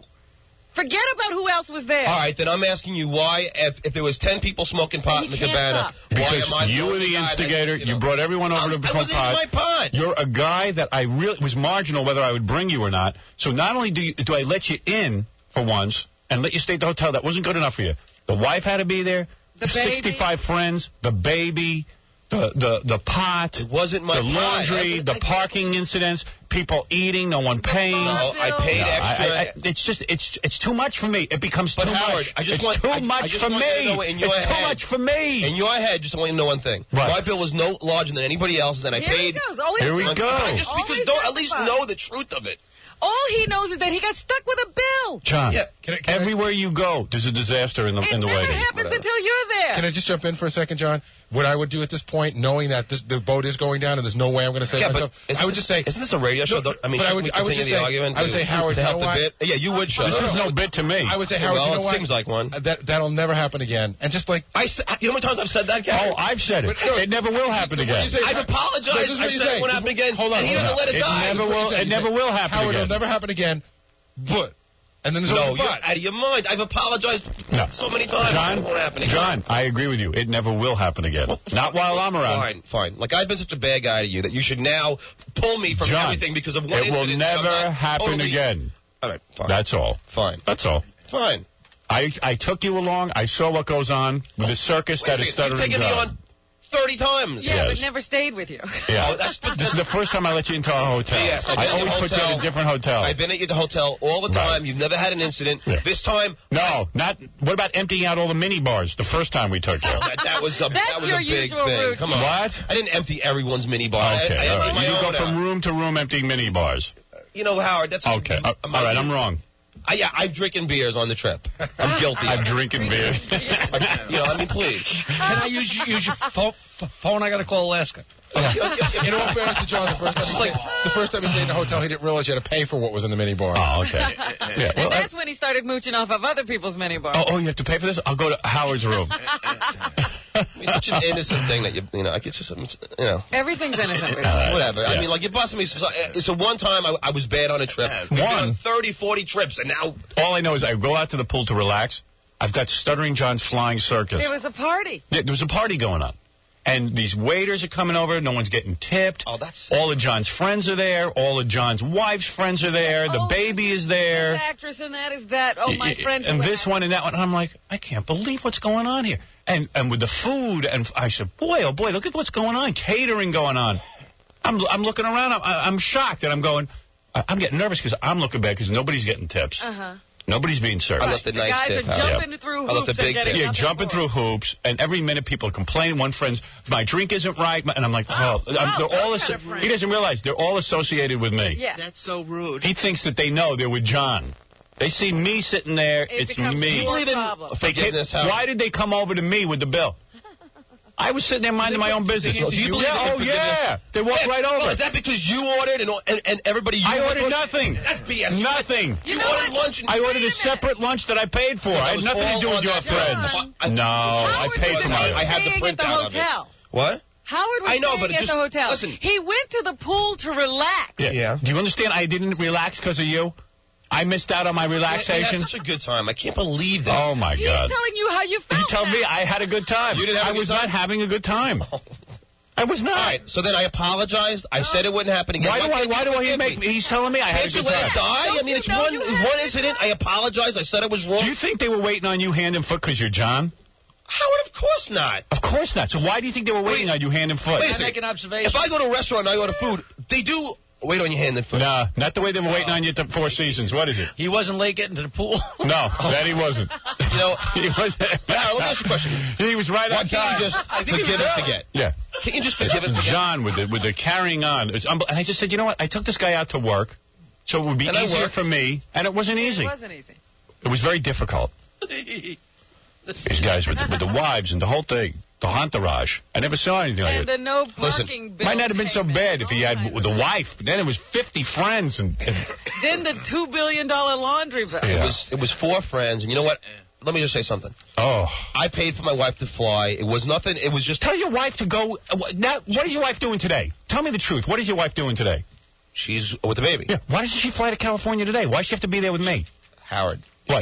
She's lived in L.A. She's got a lot of friends there. She lives in L.A.? She has lived there. You. Yeah, so tell her to go today. Why does she have to go when I go? Their house. You mean when I go to L.A., she's got to go? I don't know your wife. I don't want her in my life. I don't want your wife in my life. Here we go again with he's talking to you. I'm talking to you. Why did you check so then I've apologized. I've said I was wrong. I show up. Why can't you forgive and forget? It's a John Melendez family. You know, we've all, dissed each other in some way. We all forgive and forget. Oh, I haven't dissed you at all. He's telling you what we all do. Right. We've all had we've all had squabbles. Now I'm apologizing. Oh, please. Just let it go. I want to hear that word he was going. His wife lives in California. No, she has. She had friends there. So when I was going. Why doesn't she go today? All right. So we made a mistake. And why did you stay with them? But I apologized. I mean, what makes you think? What makes you think I want to see your wife? And her Howard. friends. Come on. Well, I didn't take you so I could see your wife. But I'm saying I'm wrong. What else do you want? He thinks I'm involved with his wife. I got to be there with him. The party's starting. Yeah. Hey, the wives are here. I don't want wives. I don't bring my wife. I don't want my wife there. I'm working. I'm focused on what I got to do. I got you. John's partying. Listen. Hey, next time I got to go do a trip, why don't you schedule a family reunion? We could have it right there at the pool. Free. Yeah. Howard, and I hope you know there was no, I wasn't doing anything trying to, get you mad. It wasn't like I was trying to. But you don't think. Your usual behavior could get anybody mad. Yeah, you don't think about others. You only think about yourself. You know how he was talking about Jackie on the plane the other day? That's also you. Yeah. You're the same. Give me a break. That's why you identify with I would have been Jackie. asleep in Wait a second. Did you not say to me when we were out there in the office, what's the big deal about putting your seat all the way back? That's something like that. Well, yeah, because listen. Because maybe the guy behind you has no leg room. If airline makes the seat go back a certain way, then you should be allowed to do it. Dude, Jackie was on...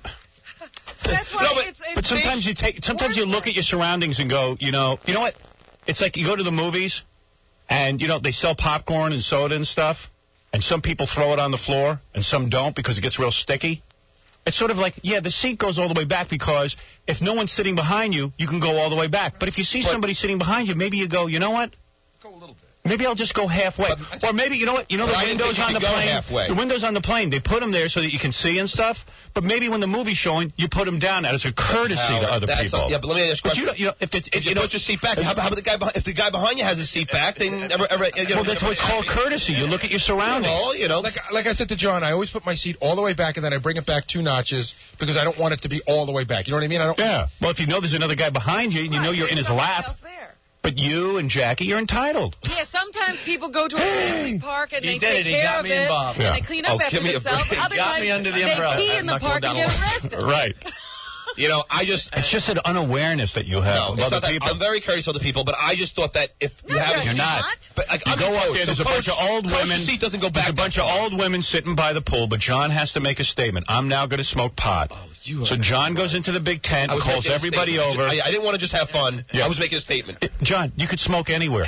Any old broads want to get But you got to smoke in front of Howard, because Howard's your daddy, and you want to show daddy you're going to be rebellious today. In the cabana with the door closed. Yeah, in the cabana. It's a tent. You don't think anyone could smell that? Security smelled it. People were complaining by the pool, and you're with me, and how does that make me look? It shouldn't make you look anything because you're not doing it. It's me. I see. But then you're done smoking and you come back over and you're giggling. Would they arrest you if I got caught with pot? No. They would arrest me. It's not about being arrested. But the only reason they didn't have you arrested is because you were with me. It should reflect you. It's me. It does reflect me. You're with me. Yeah.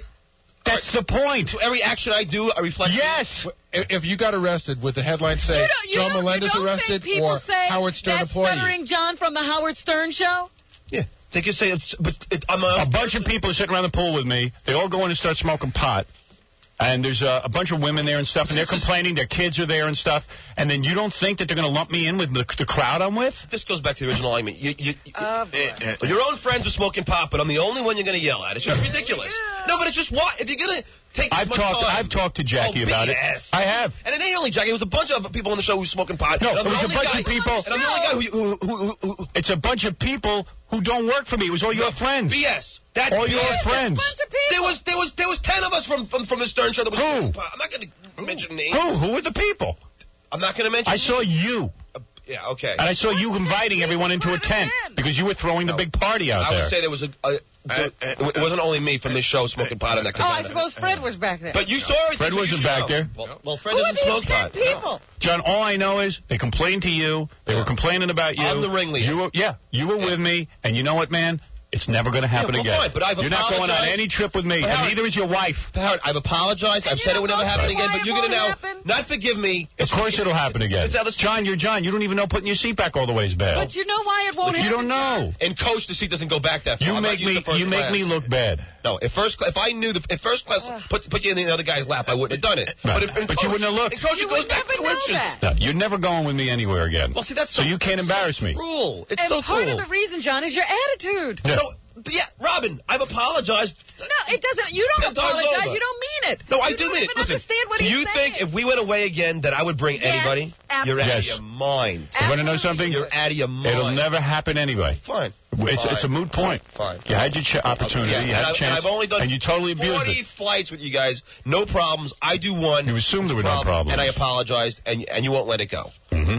And you're seeing a therapist, but you can't forgive me for this. No. All I know is. You're out of your mind. You are out of your mind. All I know is. If I apologize and say I'm wrong and I've done 40 trips, I've been good. You take this one trip and won't forgive me for it. All I know is. So bad, Johnny can't forget. It was so bad. It's just, you know what? I don't need the aggravation. There are enough people who want to go with me. Do you see what a cruel person you are right now? That's not cruel. You are the cruelest Why is that cruel? person alive. Why is that cruel? Because I'm letting you know exactly where you stand. Mistake. No, you've made many. On a trip. I have never. Should we go back to the Stuttering John book deals? Oh, all right. So don't say you've made one mistake. I would never do a deal without all right. Using my name. Oh, you're all right. Thank you. It's enough already. Any deal I do is this. You are not allowed to mention Howard Stern's name. That's right. But I abide by every one of your rules. Every rule now you do. I abide by. I had to break you like a dog. You're out of your mind. I would never. What do you think? I would never do a book deal without talking to you about it first. You're out of your mind. A bucking bronco. Look at him. He's bucking. You gotta ride him. I'm scared around here. It's like the firm. You think I would ever? John, you're in here because you're in trouble and you're screaming at Howard that he's out of his mind. And he's crazy. Yeah, I'm crazy. Because I've apologized. Jackie, how many times can I apologize? You're the one smoking pot by the pool. You're the one getting me in trouble, but I'm crazy. No. You're crazy because you won't forgive me. Let me tell you something. If Mel Karmazin, the head of CBS, took you on a trip with him, number one, I guarantee you never would have brought your wife. You never would have brought your friends by the pool, and you never would have smoked pot in front of them. Am I correct or am I wrong or am I right? You're right. Okay. But so I'll tell you can't why. give me the same respect? Howard, I'll tell you why. Right, I don't hang out with Mel Karmazin. You don't hang out with Howard. Well, I'm more on a social level with you than I am with Mel. You are. Oh. And I'm bigger than Mel, and you're going to sit there and diss me? He's on a social level with you? You have him over to the house? Never. I've never had him over. What social level? This is Howard. Remember when I invited everyone to my daughter's bar mitzvah? Yeah, and did I invite you? I still don't forget. No. So you're not on a social level? No, I just think that was horrible. So you're not invited. Yeah, so you're not even on a social level. Howard. You've broken bread where? At your house. I've been to your other parties. I brought you. How many years ago did I have that party? I don't know. And you've been. Have I ever had you back since? Yeah, I've been to your house since. When?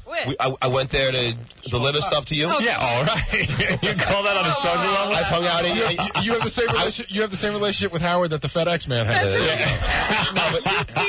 I don't see Jackie there either. I don't see everybody there. That's right. I mean, that's your own little world over there. But so he's not on a social level. I'm not on a social level. I deal with you on an everyday basis, and we have laughed together. We've had fun together. You laugh. We've funny, gone to of course movies you laugh. together. We've seen movies. You glom your way in. Oh, you go to the movies together. It's like I've been here for 10 years. I've been your servant for 10 years. No, seriously. You are my servant. That's I have worked hard for you for 10 years. Give me a break every now and then. You're well paid. You know what I mean? Oh yeah, I'm well paid.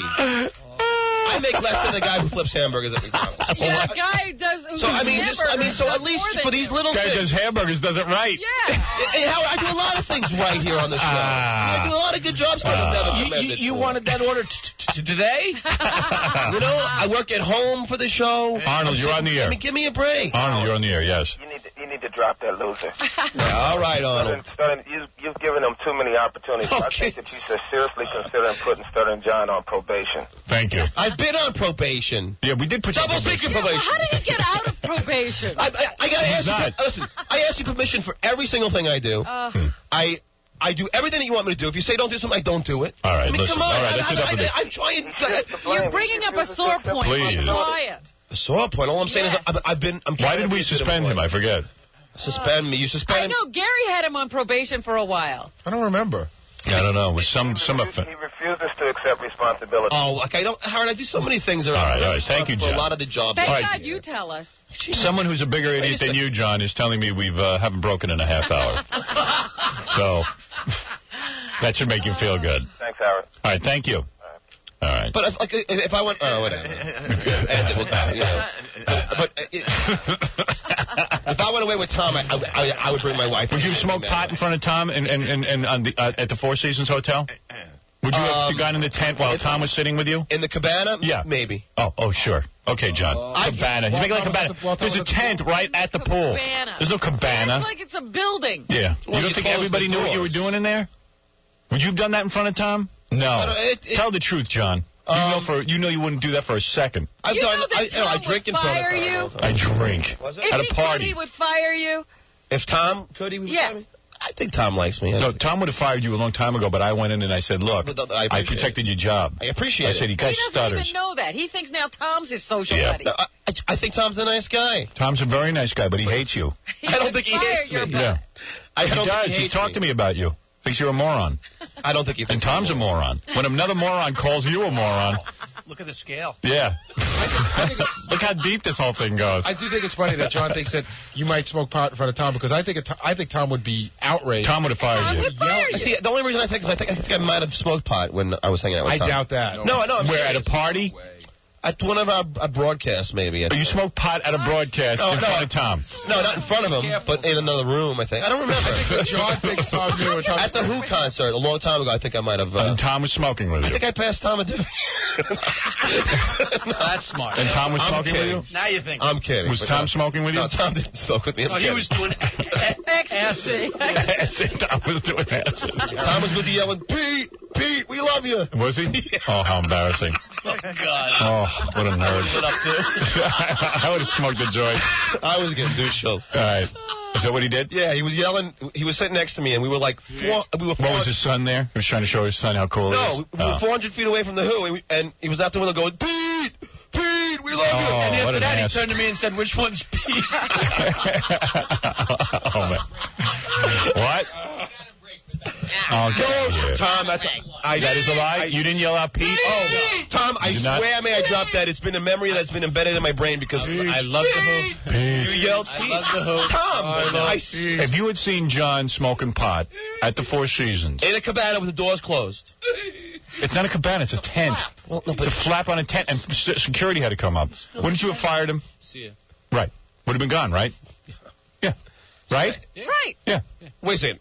I just want to hear his answer. Wait, Tom. Here he goes Hold on, with another justification. If I'm on my own time, I'm not working. You're on a company trip? That's right. All right, so in other words, any action I do, even when I'm not working you're on the road for the company. Okay. You're on the road for the company. So then you would fire Jackie too? Be honest. In a heartbeat. All right. He wants to fire Jackie anyway. He would fire Jackie now for nothing. But Howard, can I just say one thing? I've apologized. He didn't want it. He don't care about I said that. I was wrong. Let's just. I mean, it's a mistake that I made. Apology accepted. You've proven yourself, and you're not capable of going on a trip with me. How about all the trips that I've gone on that I've excelled? You were borderline. You weren't that great. Excelled. All right. Please. Excel. Yeah. I've done some great interviews on trips that we've gone on. Well, you'll do it. Material for well, you. now we have Gary Garver out there, so Oh, he'll do it. good. Nothing else gives me. All right. Thank you, Stuttering John. Thank you, Tom Chisano. And there you have it. The Stuttering John show. I'm sorry that it took so long. Yeah, it was a bad bit. It's no bit. It's not a bit with me. Go roll one up, John. All right, thank you. Well, I will say I don't smoke weed on this job, so you don't have to worry about that. I don't come in smoking. You should, because then you'd have an excuse. I got no problem with people smoking weed. Just don't do it like we're at the Four Seasons, a nice hotel, they're treating us well, and you know you can't smoke by the pool. You know you can't. I figured the Cabana would be and the place was packed. It was packed. With us? No, with other people. Who do you think complained? Such inappropriate behavior. Yeah, I mean, the security, seriously. It is. Absolutely it is. Well, I mean, But John's trying to show off to me because I'm his dad. No, I've said it was wrong, and then let's end it, though. But I'm just saying, if you're going to, whatever. All right. You know what? Let me be outrageous, all right? You don't have to be so outrageous. I wasn't trying to be outrageous. All right, sure. I was trying to get high. Yeah, you can't get high downstairs. You couldn't move downstairs and get high. Or go to your room. Right. Couldn't do it. You had to show everyone you get high. No, well, if it was just me, I would have. But everybody else. How old are you now? Everybody else. How old are you now?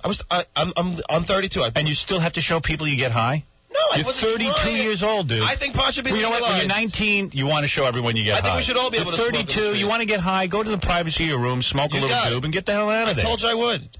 I told you I would. Yeah, now you will, because you're going to be home when I go away. Fine. Then I'll be home. Yeah. You know what it is? He thinks, hey, Howard's an outlaw. I'll be cool. What a liability. Yeah. I mean, here we are. Howard, hold on. Let me just one thing. You know what? I'd rather smoke pot and get busted. I'm going to end up getting busted for your pot smoking. We've smoked pot in public places before. Pot. We've smoked pot? And you. We've smoked pot in public. Where have I ever smoked pot in public? I'm not going to mention. That's a lie. Oh, it's not a lie. Oh, it's not a lie. And we would have gotten in trouble for that, but you did. Howard. You did it. I can't understand why you're hanging out with him at all. Robin. Never be anywhere within this studio with this crazy man. Robin. All right. Robin, yeah. let me say something. Calling me crazy. Do you notice since Look what at happened at the Four kettle Seasons? Don't ever. Am I ever with him? Never. Oh, yes, we've been together. After that. Then don't let it happen. Thank you. Please. Because it's going to only end in disaster. Dangerous person. Oh, because I smoked pot with a bunch of other people on the show? No, not the pot. You're out of your mind. All right. He's a dangerous human being. Let's take a break. Howard and I have killed I'm dangerous. Okay, you've only left almost every intern in the place crying, but I'm dangerous. What other felonies have you and I committed while we're at it? Really?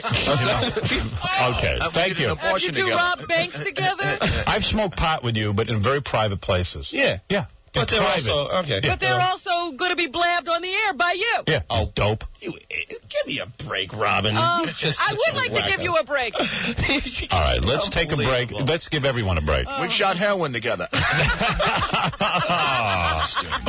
of a bitch, you're having the life I should be having. You're not kidding. I want you to repeat after me. In fact, I am so jealous. I am so jealous. Of Jerry Seinfeld's life. Of Jerry Seinfeld's life. I wish I was him. I wish I was him. My life stinks. My life stinks. Balance bar. Man, that's good. I got to get me one of them balance bars. They are nutritious. Great alternative to candy bars and other junk food snacks. Tastes more like a candy bar than a nutrition bar. I eat these all the time. They're based on the widely... I still can't believe that that's really good for you. Yeah, it really is. It's based on the widely popular 40-30-30 nutrition principle. 40% calories from carbohydrate, 30% from protein, and 30% from dietary fat. It gives you long-lasting energy, provides great appetite satisfaction, excellent meal replacement. Eat one with a glass of water. It'll hold you for a surprisingly long time. Try one for breakfast or lunch, all natural ingredients. Use them as a snack, a meal, whatever you want, okay? I'm telling you, it's great. I'm talking about the Balance Bar. Mario Cuomo, the governor of New York. All I know is Scott heard this and said to me that John has absolutely no idea who he's talking to, and there's zero respect. Oh. It's not that. It's like he's not impressed by anybody. And in a way, there's something to be said for treating everybody the same. Yes, but not badly. What the hell is that? What is that? Oh, I see. What is that? Nothing moved, man. Up there, nothing moved. Nothing moved? Oh, no. Where's the tape? Is this it? Yeah, this is it. Okay. There's a mistake with the switches? That'll do it. No, that's the phone. Oh, is that it? No? That's not doing it? No. What am I listening to? What is that? There is not a piece of equipment in this place that works right. I'm hitting John's tape and I'm getting music. Is that TDK stuff? How could that be the cassette? Because that's speakerphone and cassette. That's what you're hitting. All right, let me try this. Let me try this. Yeah, that one might work. All right, here. All right, here we Hi, go. Mario. How you doing? Nice to see you. Next question for the XRK radio? Sure. Hi, Mario. Can Yeah, I? he's the Mario. governor of New York. Hi, That's his Mario. name, right? No, you say governor. Mr. Governor? Hi, Mario. Mr. Governor. How about governor? Hey, Mario. Hey, Mario. How's the boy? No respect. No respect for the governor, who will probably be the next Supreme Court justice. That's calm, you know. John thought it was the guy from Steam Pipe Alley. Really? Hey, Mario. Hi, Mario. How you doing? Nice to see you. Next question for the XRK radio? Sure. What do you think of WXRK? What do you think of WXRK? What do you think of Howard Stern? As a person, as a style, he's not the kind of thing I normally listen to. All right. But the question of his right to speak and his right to say the things he's saying, I think I would have to defend that, even if I didn't like what he was saying. Oh, let's great. applaud Mary. Now, I hope you just kept your mouth shut after that, John, you imbecile. No, I actually didn't, but... Oh, you fool. Oh, you idiot. Do you even listen to what people are saying to you? Yeah, but I didn't... Oh. I just asked a couple of generic... Oh, you a retard. You are such a retard. Nothing bad. You got a guy who finally comes out and says something. This is an influential man. Yeah. Hey, if He could sit on the Supreme Court. If he's the next president of the United States, you'd want me to ask him a couple of questions, wouldn't you? Oh, man. You would? Oh, I don't even want to hear the rest of this. It's not bad at all. You get the E channel? No. I know. I'm in Albany. Yeah, no, I know. Let me try to ask you one more. Who do you think's a bigger leech, a Yoko or Tom Arnold?